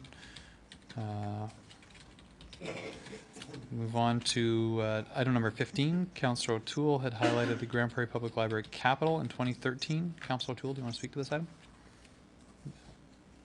Yes, I do. Just give you some, lots of papers here today. I'd like to see us I'd like to make a motion that we request $200,000 for the completion of the library expansion area. And the reasons why, it meets community needs as outlined in the 2011 to 2014 strategic plan. Creates additional programming spaces identified in the regional sustainability plan. City action plans for welcoming and inclusive communities identified need for programming space. The city's cultural master plan identifies importance of having facilities for programming, and additional meeting room space meets community needs for affordable space to rent for functions, meetings, and activities. And 6 is library's 75th anniversary coincides with the city's 100th anniversary. Programming and activity space will be a premium during this year-long celebration. And if you wouldn't mind, I've got an email that I would just like to read from the Deputy Director, Pam Chisholm.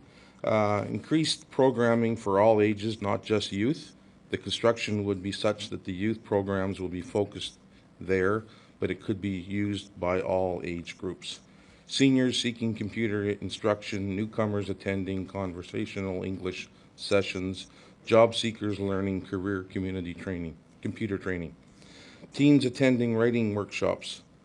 The space would be developed so it would be a flexible space, soundproofing, a sink, and serviceable floor that would provide for noisy activities and active activities, digital media arts, creative arts, movie making. This would be space where the youth programs would be focused, but it will be used by all.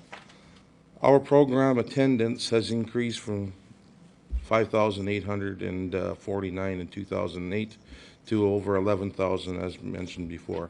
Although we have doubled the number of programs being offered for preschool children, they are still full. The demand is there and it is being used. Rentable space for the public for meetings, activities, etc. is increasing capacity from the Rotary Community Room and the Rotary Training Room. This would be a mid-sized room that would be between the sizes of the present rooms and a revenue opportunity. A support long-distance education is providing another space for exams to be written. To date, close to 300 exams are proctored for people in 2011. Presently, we have space and time restrictions for people writing the exams. The completed space would open up more opportunities for exams to be written.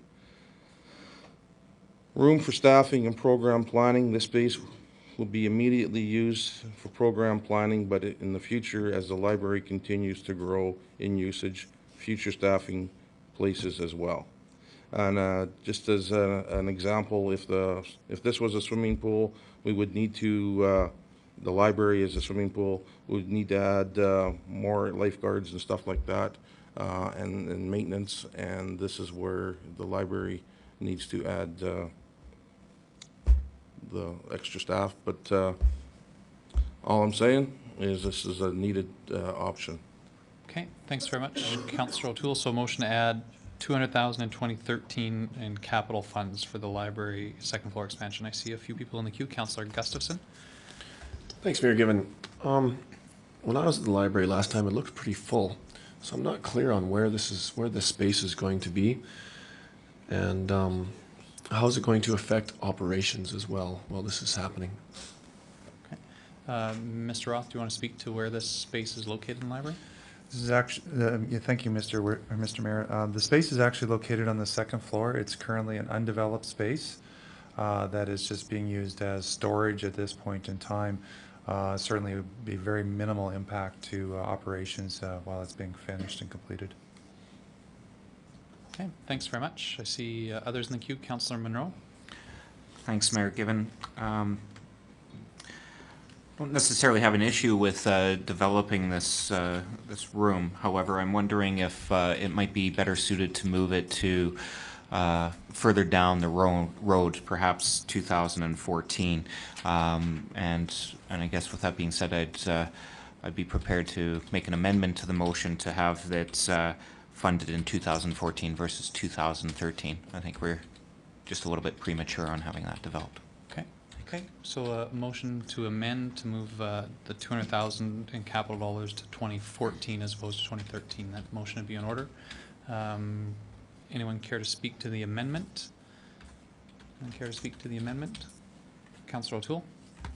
I think the need is now. I think with the programming in place and the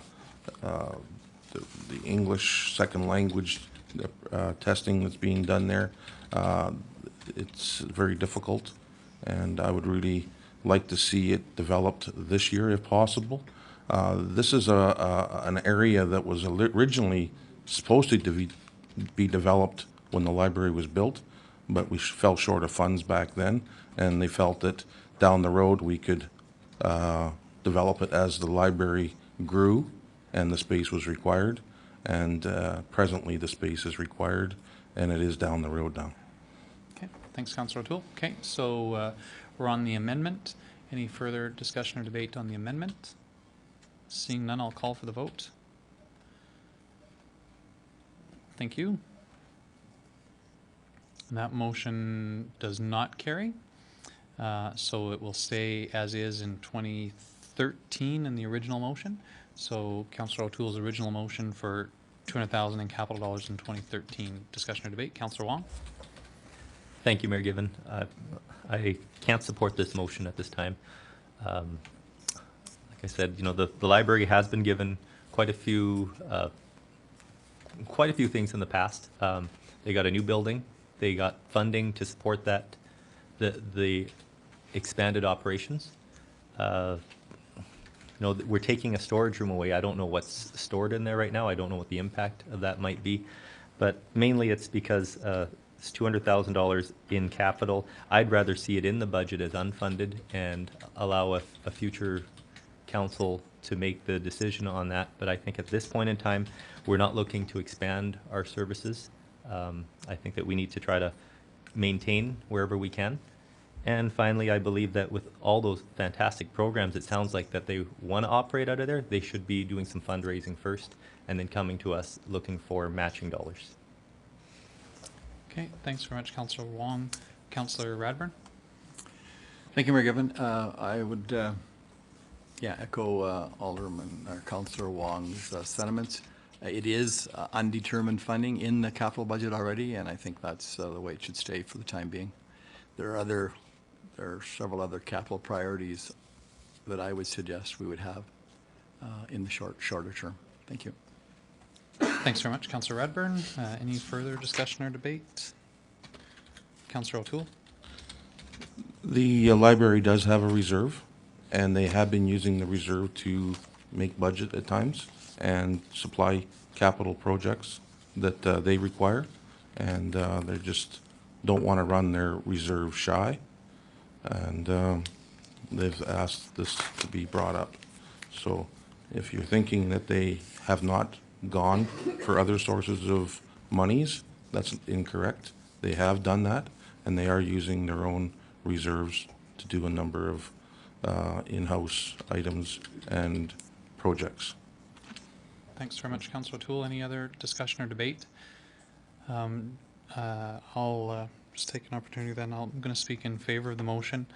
The $200,000 is actually only a portion of the total cost from our capital book.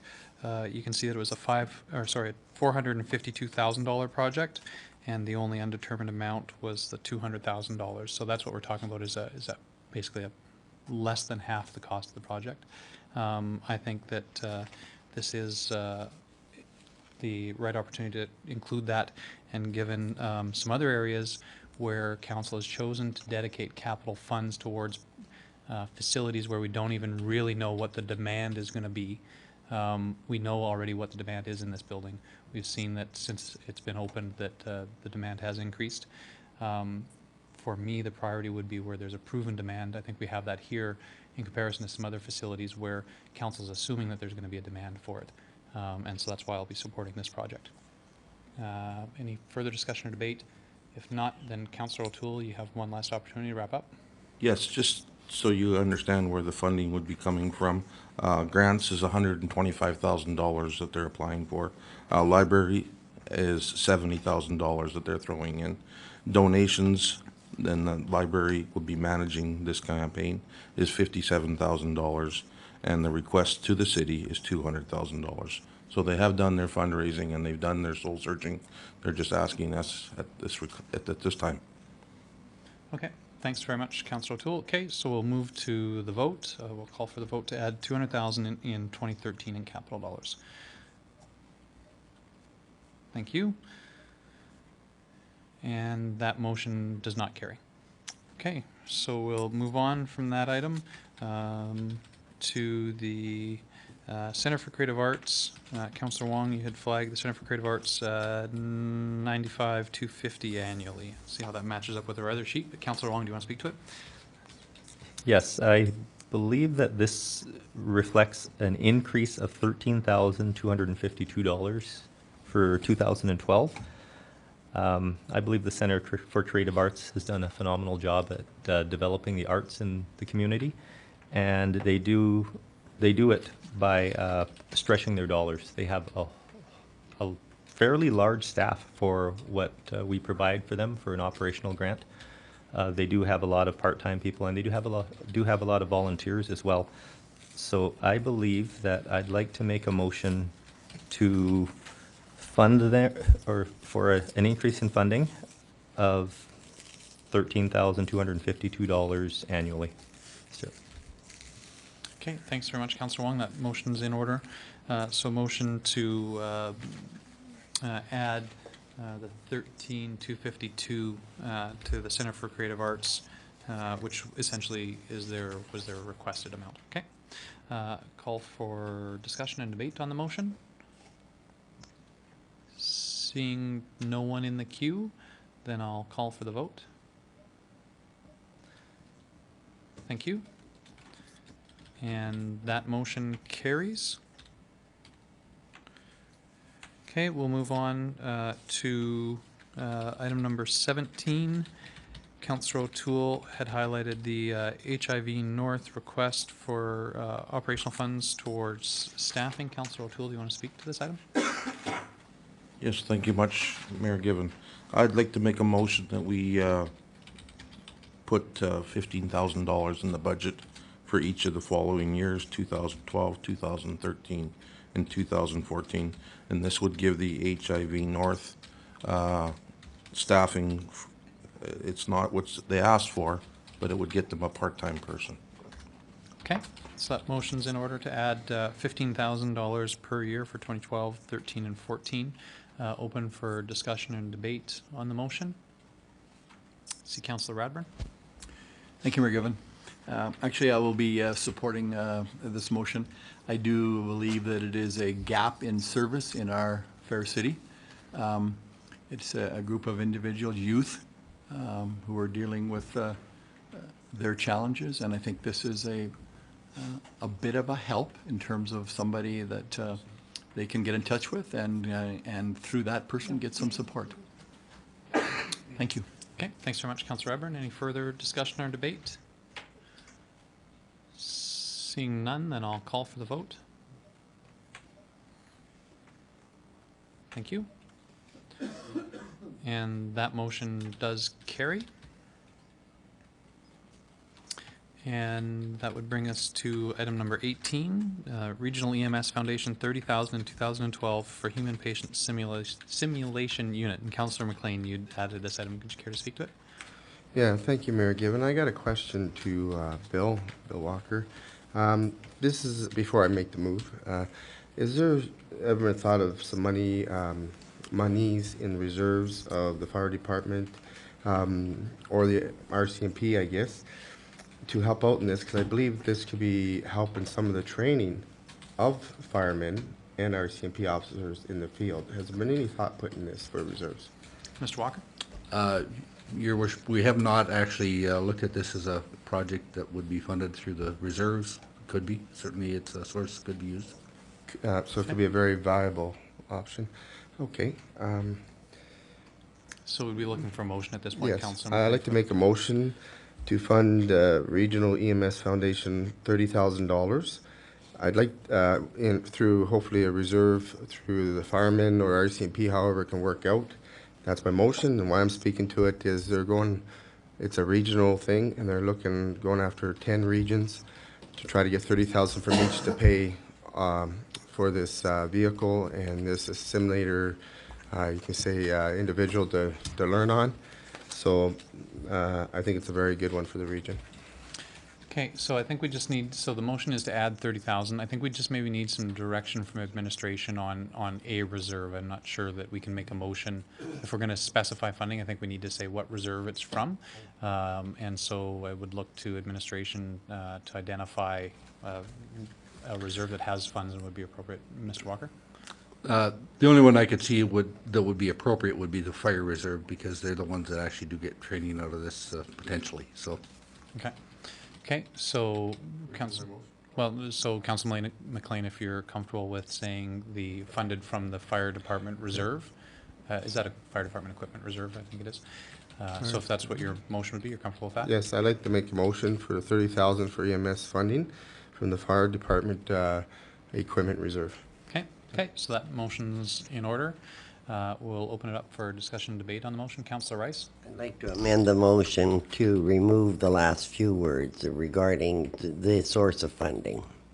Okay, okay, so that motion will be in order. Councillor Rice has a motion to remove the source of funding, so it's less specific. We'll call that in order then. Any discussion or debate on that motion? Councillor Gustafson? So where does the funding come from? Just wherever Ken decides, or? Yeah. Same as he's going to do with the rest of the motions we've made this morning. Perfect, thank you. Okay. Okay. So further discussion or debate on the amendment?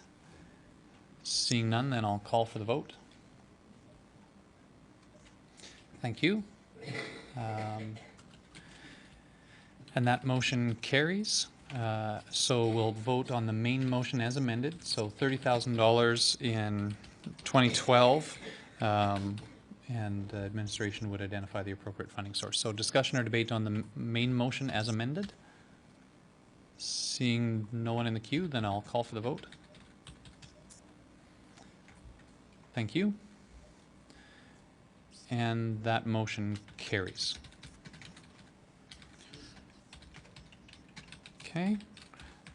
So we'd move on from there on to item number 19, the John Howard Society, $13,483 annually for the Tabano Center. Councillor Monroe, you'd raise this item. Care to speak to it? Yes, thank you, Mayor Given. I'll move that we fund $13,483 annually for the Tabano Center. Tabano Center. Just to briefly speak about this, they came and did a presentation several months ago and shared the successes of this program.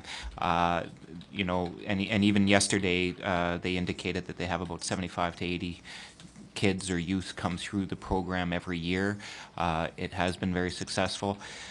The problem that they've had is that we have been funding them for the past number of years at approximately $50,000, and because they split their application this year when they applied through FCSS, they were unsuccessful in getting the client services portion.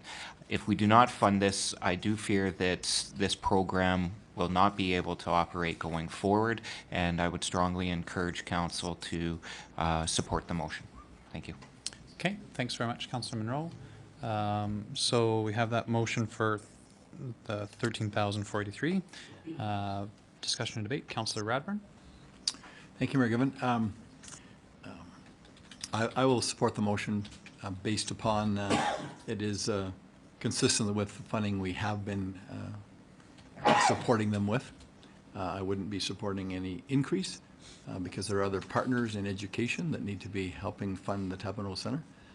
But I think that I just think that it's fair that that we support them as we have in the past. Thank you. Okay, Councillor McLean. Thank you, Mayor Given. Just a clarification on this. I believe there was a mistake in the granting process, so would they just need this funding for 1 year and they'd correct their mistake and they'd be okay for the next 2 years? Could someone be able to answer that? The motion is for 3 years. 3 years. In each of the 3 years. But I thought there was just a mistake in 1 year and they were going to correct it. It was removed so that it was removed for all 3 years. Okay. Okay. Any further discussion or debate? Seeing no one else in the queue, then Councillor O'Toole, you want to speak to it? Yeah, I'll be speaking or voting in favor of this $13,483 annually to the Tabano Center. I feel that it's been a success. A lot of things that happen in this community aren't necessarily out in the front page, you might say, but this is one that definitely makes a big, is a huge success in this community. And once again, I'll be voting in favor, and I encourage other councillors to do the same. Okay, thanks very much. Councillor Monroe, did you want to wrap up? Not at this time. Thank you, Mayor Given. Okay, thanks very much. So we're finished with discussion and debate. We'll call for the vote. Thank you. And that motion carries. Okay, next on our list was item number 20. Councillor Rice had raised South Peace Regional Archives additional $4,500 per year. Councillor Rice? Grant McEwen once said, "How can you build a future if you don't know your past?" We lived for many years without a proper archives, and we finally got a proper archives, one that will protect with integrity our history. Having set it up and taken that big step to develop it, we've then let it languish, and it hasn't languished. They've dug in unbelievably. I believe that this is very important now that we move this program a baby step forward, and therefore I am moving that we increase the funding to the South Peace Regional Archives in the amount of $4,500 annually for each of the 3 years. Okay, thanks very much, Councillor Rice. That motion is in order. Discussion or debate on the motion? Councillor O'Toole? Thank you very much, Mayor Given. I just want to let people know that it is funded by other communities or other areas, surrounding areas. Greenview, the county, and it was mentioned in their presentation yesterday. So it's not solely funded by the city of Grand Prairie. Thank you. Okay, thanks very much, Councillor O'Toole. Councillor Rice, just because we've done the same on a previous one, I just want to clarify the amount. I'm looking on a second sheet here, and their request appears to be for slightly less than that. Okay. So I know that you would are not one to give more than was asked for. So, but I see their original request was for $54,500, and or sorry, that's what their 2011 funding level was, and their request was for $57,225, which is a difference of. Somebody does the numbers. But it's definitely less than $4,500. Mr. Anderson, do you have the numbers? Yeah, I'm sure one of you or your people has a I calculator. think potentially Mr. Roth has it. Mr. Oh. Roth? Your worship, actually, I have two different sets of numbers. The original request. That's going to clarify things. Thank you. Well, their originally request was to go up to 57,000. Which is 2725 different. 2725. Then yesterday, their presentation, they actually had three different numbers that would see the increase between as 1,708 for the first year, 4,132 the second, and 5,725 the third year. I'll go with the 2725 for 3 years. Okay, thanks very much, Councillor Rice. Councillor Oates, okay, so to clarify, Councillor Rice's motion is for 2725 per year for 3 Yes. years in increased funding. Okay, thanks very much. So Councillor O'Toole to speak to that motion. Yes, thank you very much, Mayor Given. Originally, they were going to do a 5% increase to cover the costs of labor and miscellaneous things like that. Then they did some soul searching and weeded it down to, I think it's a 3.5% increase. So Okay. that's where they originally, that's why the mixed up numbers. Okay, thanks very much, Councillor O'Toole. Any further discussion or debate on the motion? Seeing no one in the queue, then I'll call for the vote. Thank you. And that motion carries. That brings us to item number 21 on the list. Councillor Crokin, the Prairie Art Gallery. I had raised that it's got just a 1-year number, but I think that was a 3-year request. So Councillor Crokin, do you want to speak to that? Thanks, Mayor Given. Yes, we already are funding them to the tune of $200,454 in 2011. This is an add-on ask, and it's for to hire a full-time curator for the art gallery. Robert Steves has, and as you all know, that we've been building our art gallery and haven't had a chance to really display it.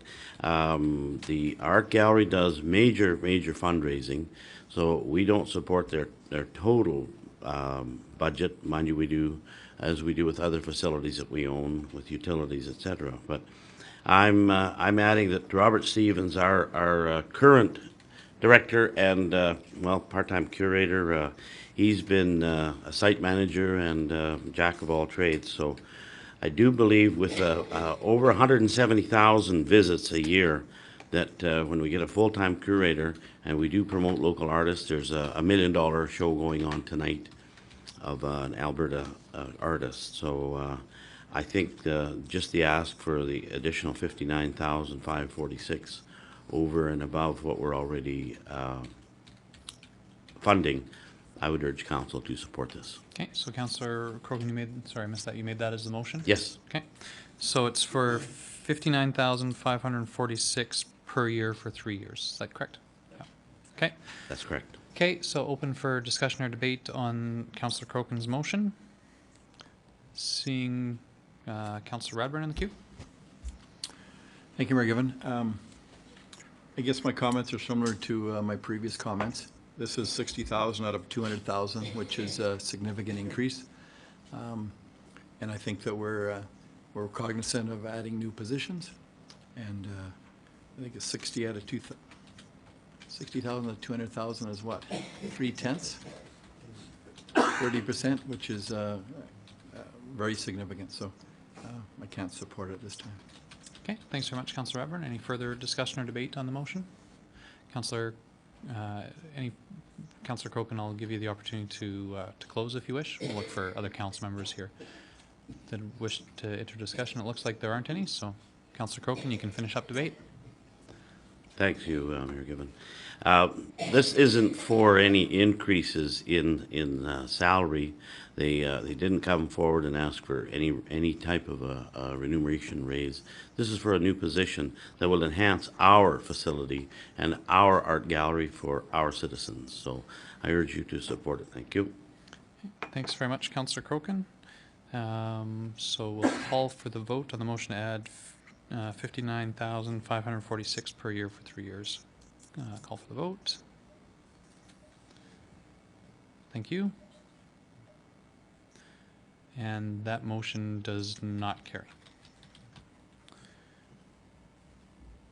Okay, there were nothing further coming out of that one. Then Councillor Gustafson had raised the youth emergency shelter $110,000 per year for 3 years, I believe. Councillor Gustafson, do you want to speak to that?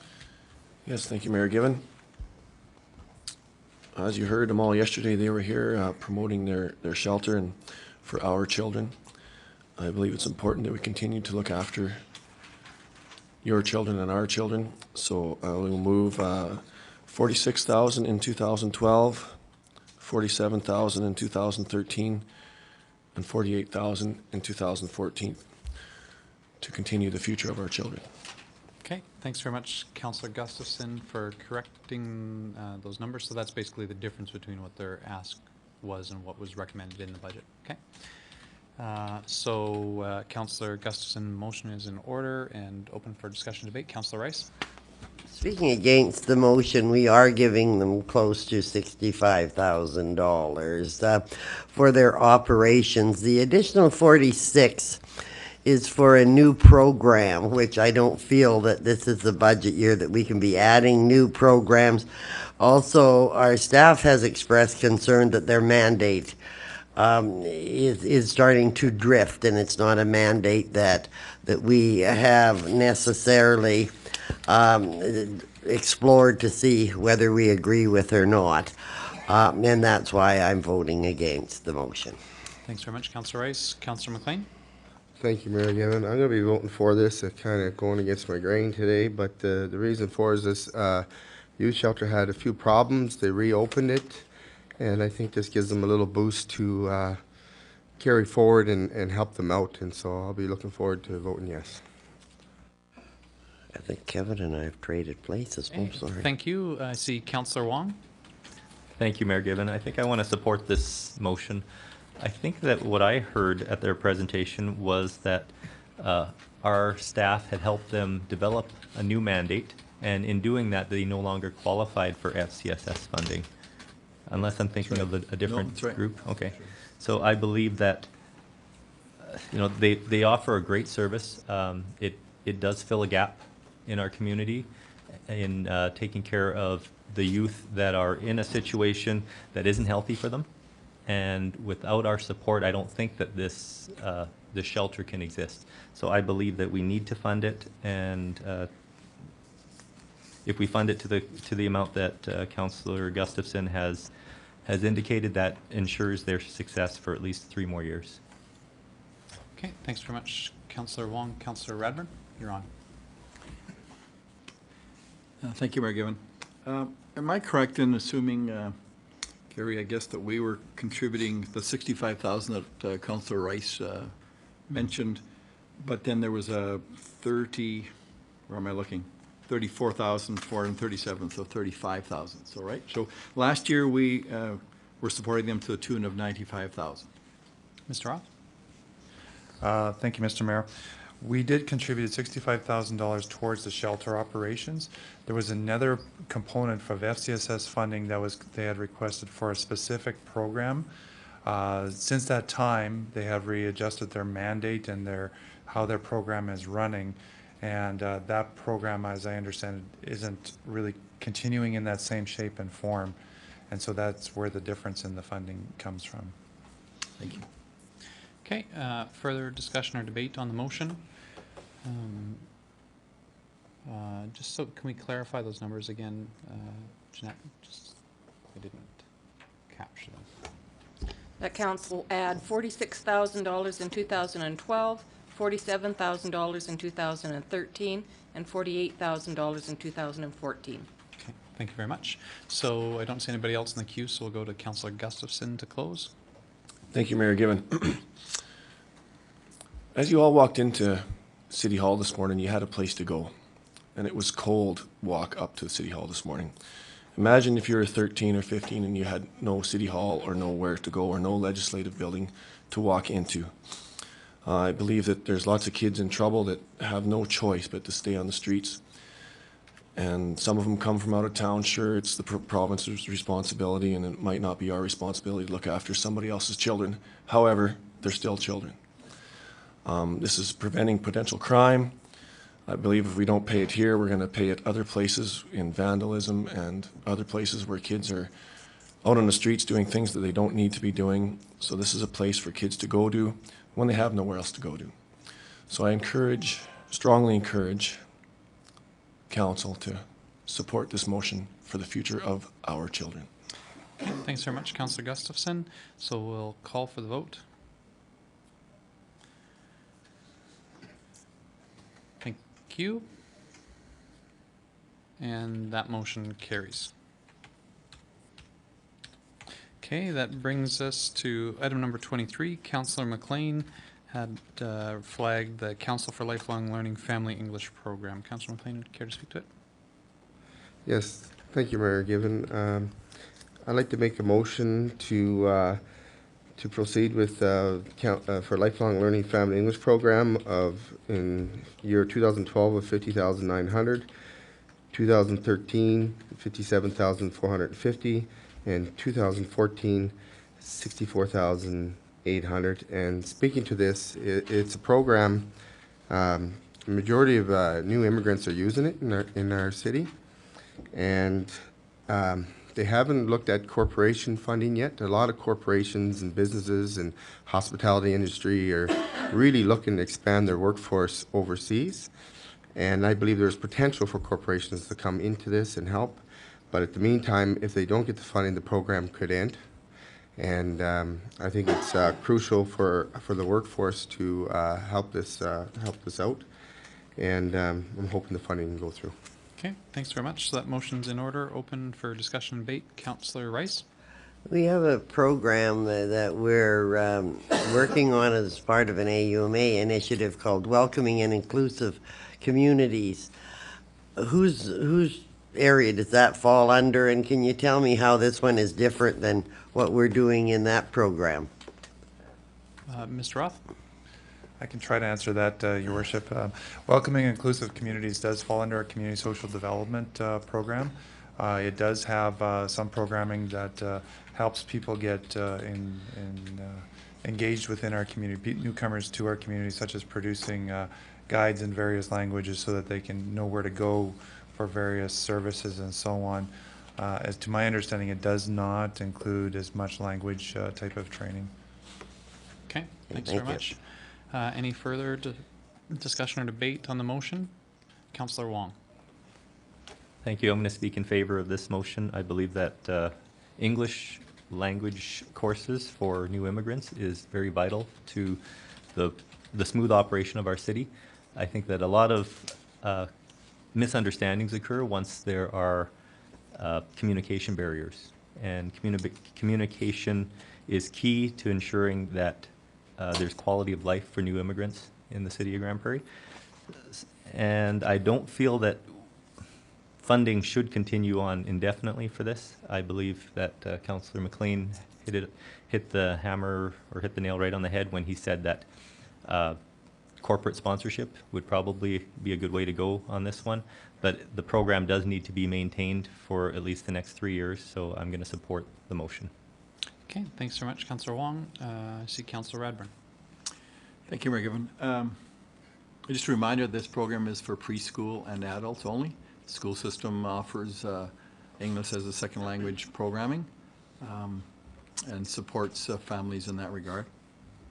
Thank you. Okay, I see Councillor Monroe. Thanks, Mayor Given.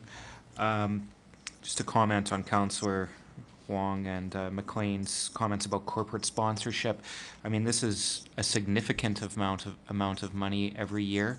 I think that once you start this program, that there will not be any coming out of it. We will be funding it indefinitely, as I don't believe that you'll be able to raise that type of funds through corporate sponsorship. Okay, thanks very much, Councillor Monroe. Further discussion or debate? I just would say that I'm not going to be able to support the motion at the amounts that are listed there. I'm not comfortable with the City of Grand Prairie taking on being such a significant partner in this. I could see the city supporting such a program, but I'm not comfortable with the level that's proposed in the motion. Councillor McLean, if you'd like to close. Thank you, Mayor Given. In my closing, Alberta government gave them a 2-year grant for this, and before that, they used to have 30 volunteers that ran this, and they found it very hard with keeping 30 volunteers at one time, because actually getting burnt out, and they'd be working quite hard on this. So I do believe, I have to go say with Councillor Monroe, I do believe funding would come pretty hardcore on this through corporations. And I have a very good feeling it will. This will just carry forward and know that it won't be guaranteed afterwards. Okay, thanks very much, Councillor McLean. So your motion is in order, and we'll call for the vote. I'm looking for a couple more, and one more, thank you. And that motion does not carry. I see Councillor McLean in the queue. I'd like to, some new information I got this morning. I was wondering how the vote was going. It was very close. If you'd like So to make, I do want to make a new revisal, motion. sure. And it was sent to me this morning. If it is decided the city cannot afford to provide us with the full amount requested, it would be a huge benefit for lifelong learning to provide with $20,000 to run the program from January 12th to April 2012 semester. I'm just going to read this to give us time to look for alternative funding sources, such as corporate funding or funding from local businesses. Without the $20,000, we would have to close the program and be left with finding 30 volunteer tutors from our Reading Network program to work one-on-one with learners, which would be difficult to do as we already have a waiting list of 10 learners waiting for tutors. And unfortunately, we would not be able to provide the preschool age children with any supports, as that the program is funded by the Alberta Advanced Education and Technology. And we are mandated to support adult learners only with these funds. Also, if we could get a letter from the city in support of our ELL programs like Family English to assist us in approaching businesses to support the programs in terms of funding, that would be very helpful. Another idea of support beyond funds would be if the city provide incentives to businesses to donate funding to support our ELL programs like Family English and programs that would help their employees improve their skills to be more productive employees. So basically my motion would be for $20,000 for January 12th to April 12th, so that the program won't cease, but give them opportunity to try to get that corporation donor. Okay, so your motion is for $20,000 for 2012 then? Okay. Okay, so Councillor McLean has a new motion for $20,000 in funding in 2012 for the Lifelong Learning Family English Program. Any discussion or debate on that motion? I see Councillor Radburn. Now you're talking. Okay, any further discussion or debate? Seeing none, then I'll call for the vote. Thank you. And that motion carries. Okay, we're, I see, item number 24, Grand Prairie and Area Safe Communities. Councillor Rice, you'd raised this on our list that we have today. It says one-time funding for personnel. So, Councillor Rice, do you care to speak to it? I would move that we provide $25,000 to the Grand Prairie and Area Safe Communities, one-time funding for personnel. This program has just sped ahead by leaps and bounds after they had some trouble finding themselves a home, and once we identified a location, they've been just moving ahead quickly. They still have some more spaces to sell. the facility has become so busy, their executive director doesn't have time to go out and sell the spaces and run the programming at the center. So what they want to do is hire a person that will go out and sell the rest of the spaces. Once those spaces are sold, the program will become self-sufficient. So it's an excellent investment in the future. Okay, so Councillor Rice, could just be specific on your motion, and you have 25,000 in funding in 2012, is Yeah. that your intent? Yeah. Okay. Okay, so Councillor Rice's motion for $25,000 in funding for Grand Prairie near safe communities in 2012. Any discussion or debate on the motion? Looking across the chamber, it doesn't appear to be. We'll call for the vote.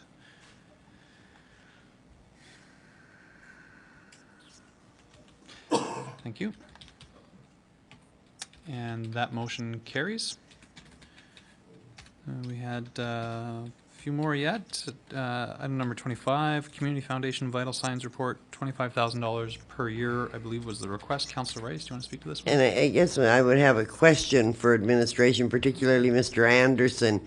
You funded it from your budget last year. Did you find the report? Oh, well, just a minute. Mr. Roth is going, okay, I'll fund it out of mine this year because I love it so much. Go ahead. Mr. Roth? Your Worship, it was funded in 2011 from a combination of areas, from community social development, from economic development, and from my director's budget. We pulled bits and pieces of the funding together to make the $25,000 to make it go ahead in this particular year.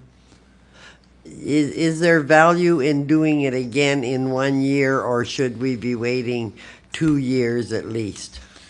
The administration's recommendation to this group was to either spread out the intervals or change the focus of the vital signs. One suggestion was to look at having a youth-focused vital signs in the off years. Those were certainly presented to their board. I will move that we fund $25,000 in 2013 for a vital signs report to the Community Foundation. Okay, thanks very much, Councillor Rice. So that motion is in order. Discussion debate, Councillor Wong. Yes, thank you, Mayor Given. I'm supportive of this motion. I don't believe that there is value in doing a vital signs report annually. Councillor Radburn had already brought up that point. I think a lot of the information that they gathered came from censuses, which aren't done annually, or surveys, which once you start doing those annually, you start to annoy the public. And you're going to see the information start to trail off as people stop participating. So I think every 3 years is my preference, but to start funding it in 2013 makes sense to do it as a one-time thing, and I think you'll gather more useful information, and it allows the agencies and organizations that are using the vital signs report information a chance to react to that information. Okay, thanks very much, Councillor Wong. Councillor Monroe? Thanks. Just for clarification, if it's done in 2013, we will have new census data available at that time. Is that correct? Anyone care to respond to that? Mr. City Manager? Thank you, Mayor Given. The census was undertaken in 2011 by the federal government, and usually their data becomes available about 2 years later, so probably around the middle of 2013, so hopefully it would be all out by then. Okay. Thanks very much. Councillor Radburn? Thank you, Mayor Given. Yeah, I won't be supporting this motion. For sure, I agree with other comments and through my questions yesterday. I don't think there's certainly a value to do this annually. I'm not even sure that they would want to do this in 2013. We don't know. We know that they want to do it this coming year. We don't know what the future may hold in terms of what they might want. I think as a discussion point, it may have some value, but I prefer to have a length of time between between operationalizing these things so that we can react and take some action and measure that action. That's why I prefer our city's customer satisfaction survey far more, because it's and I believe we're getting a report back in terms of some of the results and follow-ups of ours. So I support what we do as a customer satisfaction survey. I'm not sure of the value, other than to get people talking. I also heard, I think, that the focus will be more regionally this coming year. Yeah, I guess I won't support it because I don't support it in 2012, and we don't know what they're going to do or want to do after 2012. Okay, thanks very much, Councillor Radbourne. Any further discussion and debate? Looking around the table and seeing none, then I'll call for the vote. Okay, thank you. And that motion does not carry. Okay. If there is nothing further on that item, then we'd move to item number 26, Grand Prairie Hospice Palliative Care Society, $10,000 annually for operations. Councillor Rice, your name's beside this one. I would move that we fund the Grand Prairie Hospice Palliative Care Society $10,000 a year in 2012, 13, and 14. This is a registered society. It is the only registered society, registered hospice society north of Edmonton. They are putting 6 beds in the new aging in place facility over on the west end. This is really important because it will allow choices in terms of making families and patients comfortable. A bed in a palliative care facility costs approximately $18,000 because they are special air beds that to help with pain. So the fact that they are asking us only for $10,000 a year to add this vital component in the dignity of life, I believe is phenomenal. Thanks very much, Councillor Rice. So that motion, of course, is in order. I call for discussion and debate on the motion. Seeing none around the queue, I would offer one thing, and I think my understanding was that the organization was looking for support towards office space, and I wonder if there's an opportunity for the city to provide that gift for gift in kind.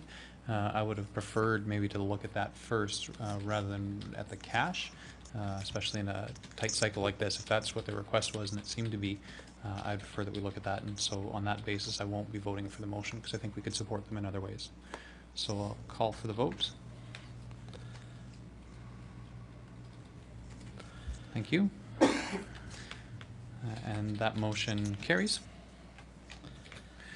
And then so we had a few added items, and maybe, well, so we're getting close to lunch, but I think we can probably go through the next little bit here and finish up. We had 3 more. We have 3 more, and then the one carryover, we'd ask for some additional information on the transit portion. I don't know, Mr. Skavich, do you have that additional information on transit? And Ms. Ferguson, do you have us back at what our tabled motion was? Can you remind us, Jeanette, of what our tabled motion is, where we're at with that? Mr. Mayor, there was a motion by Councillor O'Toole that Council fund the Transit Master Plan enhancements as proposed commencing in 2013. Secondly, there was an amendment made by Councillor Rice to amend the motion to add the phrase conditional upon receiving a grant for the capital portion. Okay, thanks very much for that. And so, Mr. Skavich, I think we were looking to find out what the actual cost would be. There was some question about the net cost, whether revenues were included in those projections. Mr. Skavich? Thank you, Mayor Gibbon. Revenues were not included in the original numbers.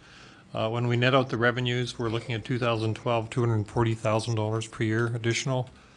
In 2013, $247,200 additional. In 2014, $254,600 additional. Okay, thanks very much, Mr. Skavich. So, Councillor Rice? The capital portion, does that have the capital portion pulled out? Mr. Skavich? Mayor Gibbon, yes, it does. This does not include the capital. Thank you. Okay. Any other questions of clarification on those motions? Any other questions of clarification? Councillor O'Toole? Would it be now a time to maybe withdraw a motion? If you're, Motion on the floor is the amendment. so right now, we're talking about the amendment, specifically about the capital and around grant funding. So we have to vote on that motion to Okay. amend first, one way or another. Any further discussion or debate? No, seeing none? Okay, Councillor Radburn? I need the motion reread, please. Okay. So, Jeanette? The amendment? The Only, ori- or what are the we voting original? on? The original amendment? motion and the amendment.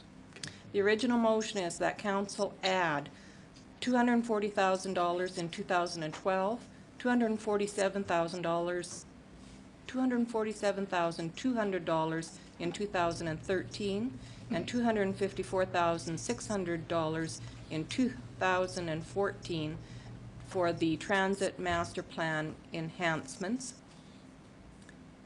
Okay, just to clarify on that one, I think the original motion was commencing in 2013, so I think the 2012 year would be out. Sorry, thank you. Okay, so it's, 240. it's the two, yeah, Okay. okay. And then the amendment was, Moved by Councillor Rice, the motion be amended to add the phrase conditional upon receiving a grant for the capital portion. okay, so does that provide the clarity that council was looking for? Opportunity for discussion or debate, questions, comments on the amendment. I would have a question about the amendment is about grants, and so do we have any, two parts, do we have any assurance that we would receive grants for this or not? And if not, are there other funding sources that might be appropriate for that capital purchase? Mr. Descavich? Thank you, Mayor Gibbon. We have no assurance that we would receive grants strictly applicable to transit, i.e. the green trip phase 2 or phase 1. We do have other sources of funding, though. Certainly, we have in past used the transit reserve money, and in addition, we have grants such as the MSI and others. Okay, okay, thank you. Okay, so we still have the amendment on the floor. And so any further discussion or debate on the amendment? Seeing none, then I'll call for the vote. Thank you. And that motion carries, so we'll go to the original motion as amended, which would now be that council add $247,000 in 2013 and $254,600 in 2014 for transit master plan enhancements, conditional upon receiving a grant for the capital portion. Okay, so that's the motion as amended. Open for discussion or debate. Councillor Wong. Thank you, Mayor Gibbon. I'm going to support this motion. I think that transit is one area that needs to be enhanced because I don't think the system that's out there currently works very well. Having a 1 hour round trip time is just not a way to run a transit system. I think it worked for us when we were a smaller community. That system hasn't changed for a number of years, almost since inception of the transit service. So in order to get our transit master plan underway, we need to fund the little bit extra to significantly shorten up the round trip times. Okay, thanks, Councillor Wong. Councillor Radburn? Thank you, Mayor Gibbon. Is the 247, 254 operational? Do we need other capital monies to complement this $247,000 operation? Mr. Descavich? Thank you, Mayor Gibbon. It is operational. There are some smaller amounts needed to offset some of the capital, but we have other sources for that, such as bus stops and such. Thank you. Okay. Okay, further discussion or debate. Councillor McLean? Thank you, Mayor Gibbon. Question probably go towards Ken. Transit reserve, how much is in it, and is an opportunity to use a lot of it for this, for the enhancements? Mr. Anderson?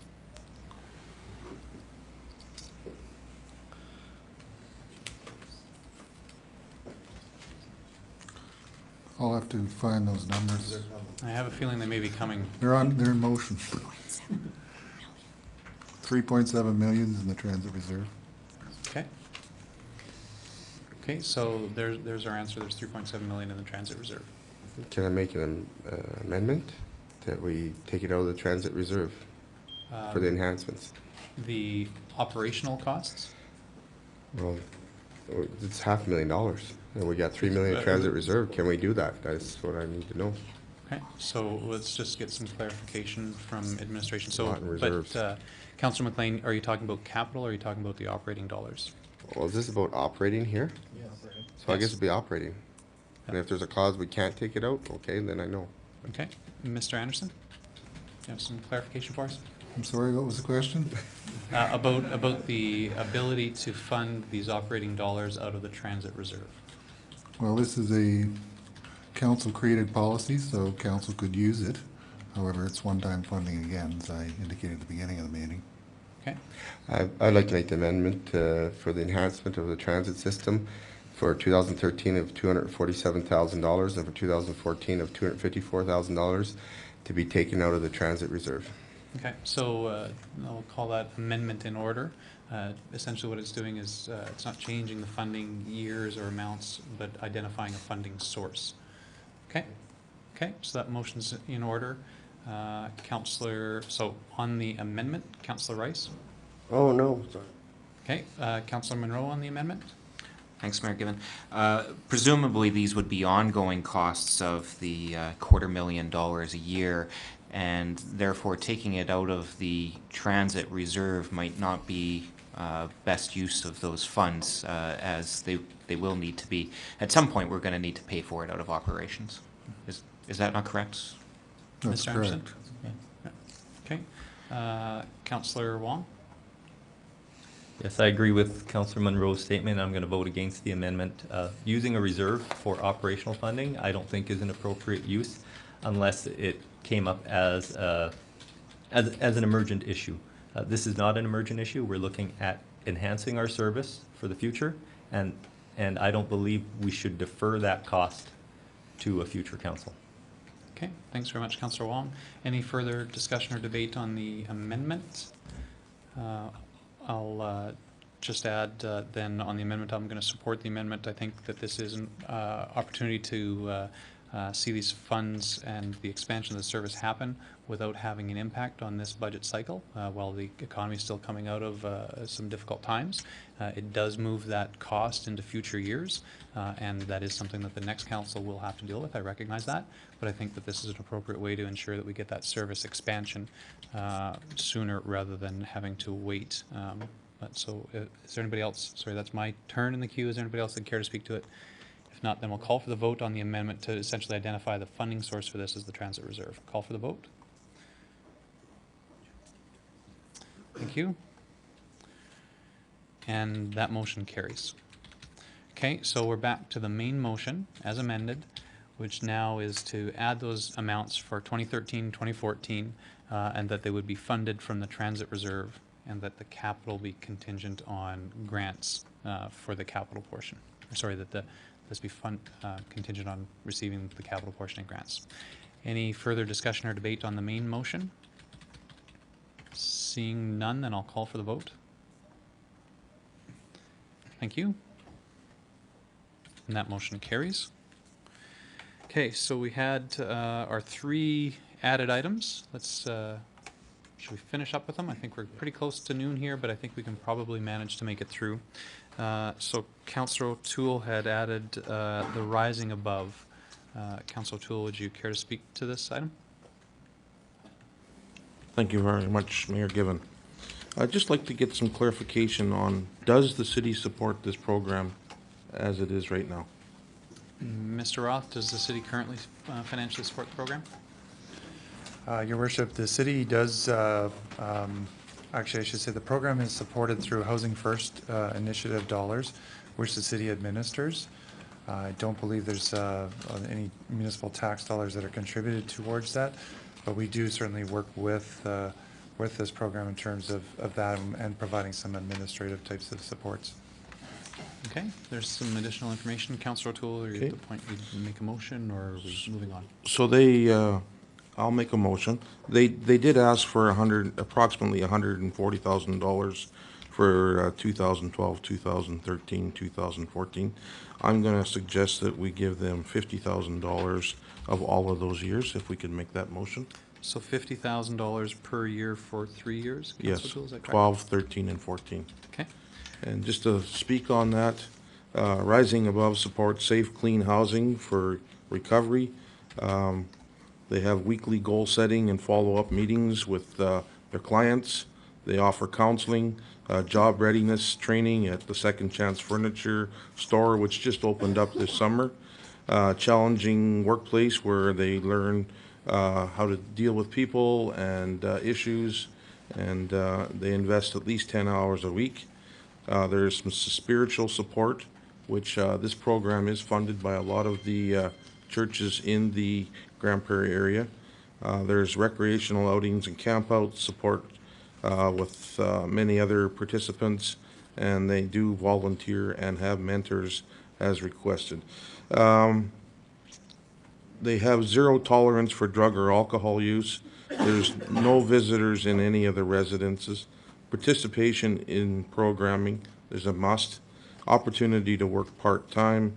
They have meaningful day activities, and this is a program that puts back life skills into people that have had suffered some serious issues. And this is just a program that, once again, I believe in, and I would like to have your support if I could. Okay, thanks very much, Councillor Toole. And so I think we just need to clarify that this is not towards housing, this is for the Second Chance Furniture Yes. operations, is that correct? Yes. Okay. Okay, so discussion debate, I see Councillor Rice in the queue. On their letter they gave us yesterday, it has a Government of Alberta logo, City of Grand Prairie, and Nazarene or something. It would. The Church of Nazarene. Okay, so it looks like we have supported them in the past. But at any rate, whether it's an excellent, I mean, it is an excellent program. I just don't feel this is a budget cycle that we can be adding new obligations, and so I'll be voting against it, but not certainly as any reflection on the program, just a reflection on where we are at financially right now. Okay, thanks very much, Councillor Rice. Councillor Monroe. Thanks, Mayor Given. I'd like to echo Councillor Rice's concerns, and I'll just add as well too that you know, their ask is for over $140,000 per year. I think that if you only give them $50,000 per year, that I don't believe that they'll be able to carry off what it is, what's intended from their operations. So I would recommend, or I will be voting against this motion, and same sentiment as Councillor Rice. Okay, thanks very much. Councillor Wong. Thank you, Mayor Given. Rising Above is a fantastic organization. They do so much good in the community, but I can't support this motion. Not only do I not want to see us have this kind of obligation from this point forward, the principle of giving tax money to an organization so they can compete with private sector in an area, I don't support that. I know that every now and then it happens, and those are kind of things that you have to look at on a case-by-case basis. But by providing tax money to them, there is used furniture stores that are potentially losing income, and those are taxpayers in our city. I realize the money goes to a really worthy cause, but there's just certain situations that I just can't support on principle. Okay, thanks very much, Councillor Wong. Any further discussion or debate on the motion? Seeing none, then I call for the vote. Thank you. And that motion does not carry.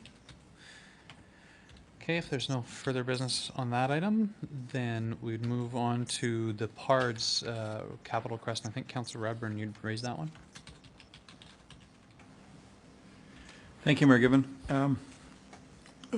My motion is that we include the PARDS capital request for their new facility in our capital budget in 2013 and 2014, $150,000 each, but the funding be undetermined. My point here is that I believe this is a very important regional initiative. I don't think our investment of $300,000 out of a $6 million is out of line.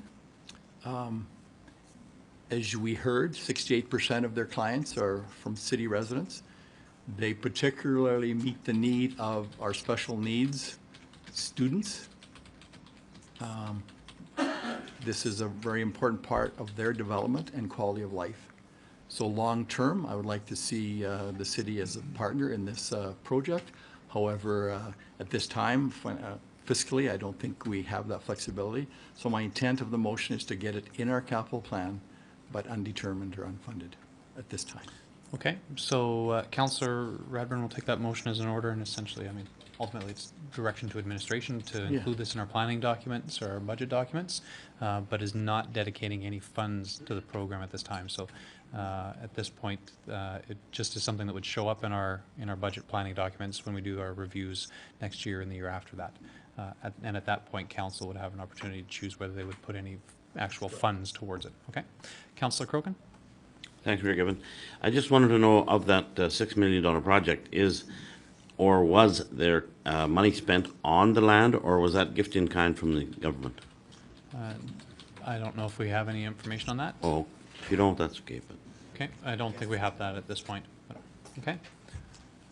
Okay. So, considering that this doesn't have a budget impact for this year or actually any future year, just gets it into the documents, I think we probably don't need to research for that right now. We could take some time over the next while to find that for council if we needed to. okay, thanks.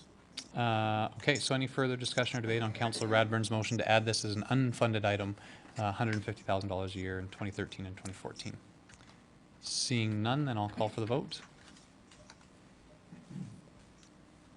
Thank you. And that motion carries. And then we had one final item that had been previously added, and I think Councillor Wong, you had brought up the issue of SPCA and options for funding. I think that was the request. Councillor Wong?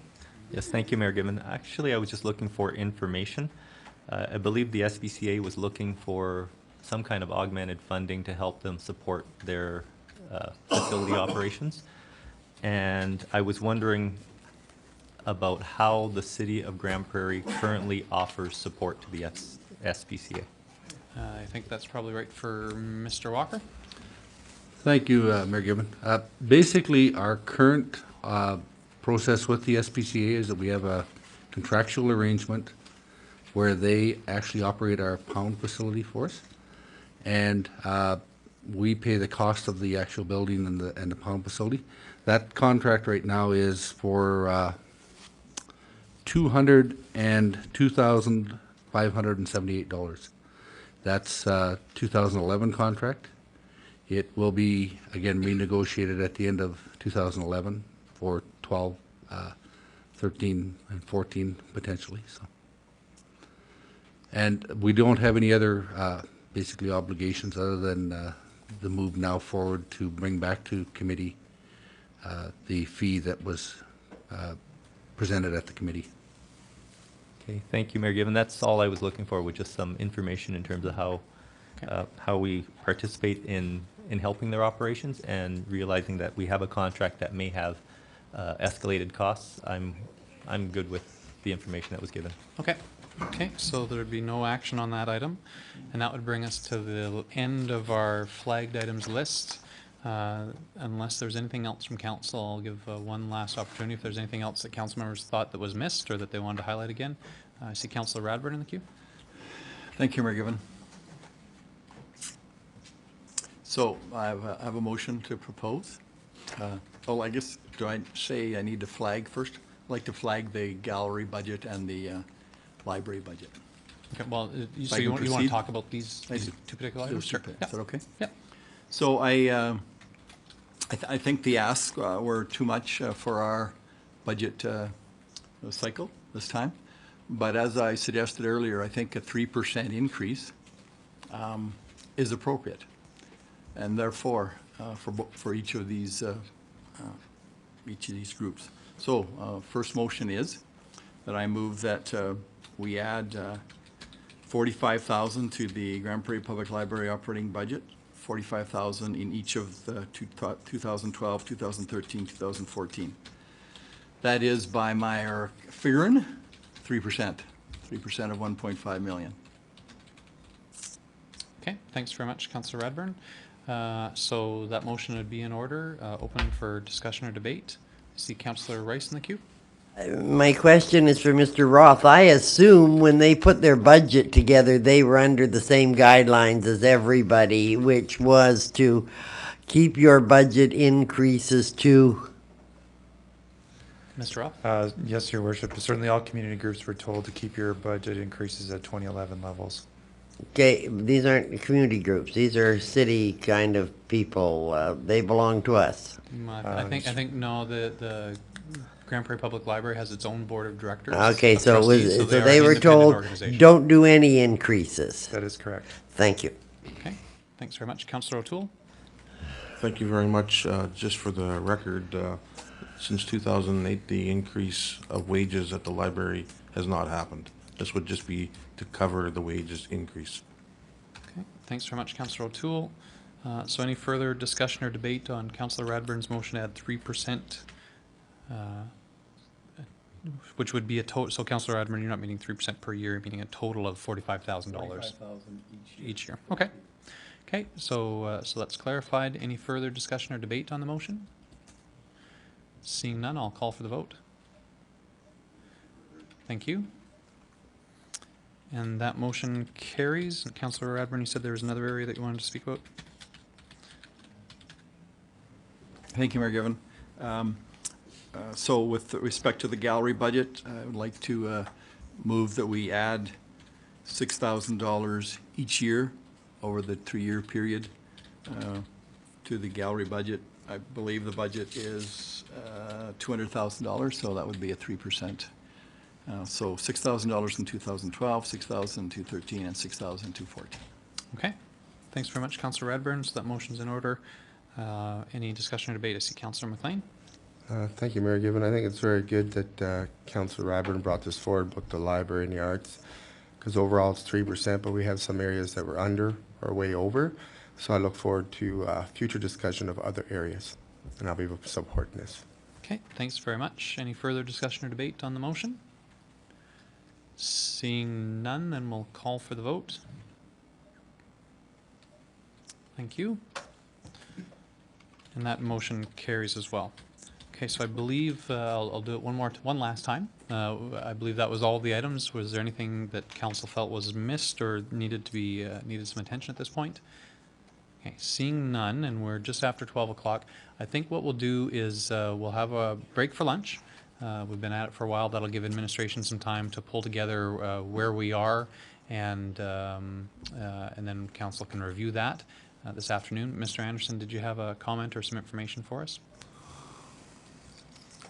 Well, yes, I do. I do have the raw numbers for you before doing any kind of budget strategy. Okay. It's 2012 is 4.2%, 2013 is 4.9%, and 2014 is 3.7%. So you could either give us some sense of how aggressive you want us to be in reducing this, knowing that it will place limitations in the next 3 years, or you may wait till after lunch to have a discussion about it. Okay. Well, I wonder, council, what's your wish, and how, I guess my question would be, how would we go about giving that direction to administration? Ken, do you have a suggestion? Like, are you looking for council to give direction on what they wish those sort of total numbers to be, or are you looking for specific strategies? Mr. Anderson? Well, we're not looking for the strategies. We're looking for a sense from you. What is a reasonable number? Do you want us to bring it down significantly or middle of the road, or are you satisfied with the numbers as they are now? Okay, so an opportunity for some discussion here, and perhaps I think a round table, because administration is looking for some feedback. Or if somebody would like to, try a motion for a particular number, then we could do that as well. Okay. Yes. Mr. Anderson? Yeah. So these numbers include capital, everything that we've discussed up to this point. So I'm going to look to council. This is a little bit different than our process, but I think this is a useful addition. Administration is looking for some direction on how we handle this. We can leave the numbers as they are, fund it as they are, and that's what they would turn out to be. Or we can give them some direction that we'd like to see a particular number, or just that sort of feedback. So if anybody care to make a motion, then we'd take that in order, or otherwise we'll just go for discussion. Councillor Gustafson? Thanks, Mayor Given. Mr. Anderson, the way you're speaking, it sounds like you have a little reduction in your back pocket. Is there something you have in mind that you would like to reduce? Mr. Anderson, what are the strategies that you're talking about, if council had a wish to see something different than these numbers? Well, the three strategies I mentioned this morning, the first one being not to repay the financial stabilization reserve in 2014, which is approximately a 1% reduction then. We also have the option of pulling a piece of the MSI funding and considering it as conditional operational funding, which is $750,000 a year. If you were to apply it all in 2012 and hold it there, you could reduce 1% in 2012. But as I mentioned, it does limit your ability for emerging projects over the cycle. Okay. Okay, so Councillor Monroe? Thanks, Mayor Given. So basically with this strategy is we take the funds out of there to get us down to say we wanted a 4 1/4 across all 3 years. You'd be able to work it so that that's what it would balance out to. Is that correct? Mr. Anderson? We could look at that, yes. Okay, I think that's the kind of direction administration is looking for. If council has a number, then administration would take some time over the lunch break to figure out if there's a strategy to be able to come to that. Councillor Wong? Thank you, Mayor Given. I am going to try a motion. Okay, I'm going to ask that administration apply $1.2 million per year for each of the years, coming from MSI. Well, sorry, I'm not going to specify how they do it, but I just want to speak to that motion. I'm going to say that there are carry forwards from our MSI capital tax and gas tax that could be used to make this happen. $1.2 million per year should bring our numbers down about 1.5% per year, and that would put it in a more comfortable range for myself. So that's the motion I'm making. Okay. Okay, of course that motion is in order. My preference or recommendation to council, maybe to Councillor Wong, would be to consider giving administration direction on what the number is that we'd like to see, you know, the 3 point whatever or 4 point whatever, and then leave it to administration to recommend an appropriate way to do that, because they may have other sources. So if you want to keep your motion the way it is, then we can discuss and debate that, but I just will put that out there. I think I would not support the motion as it is. I'd prefer to give administration direction on the percentages, the percentage increase, and then allow administration the flexibility to identify the appropriate way to do that, to achieve that. So, okay. I think what I'll do is I'll just take my motion off the floor and see what other recommendations are offered. Okay, so Councillor Wong will withdraw his motion. I see a queue of people here, and we're going to go in order. Councillor McLean. Thank you, Mayor Given.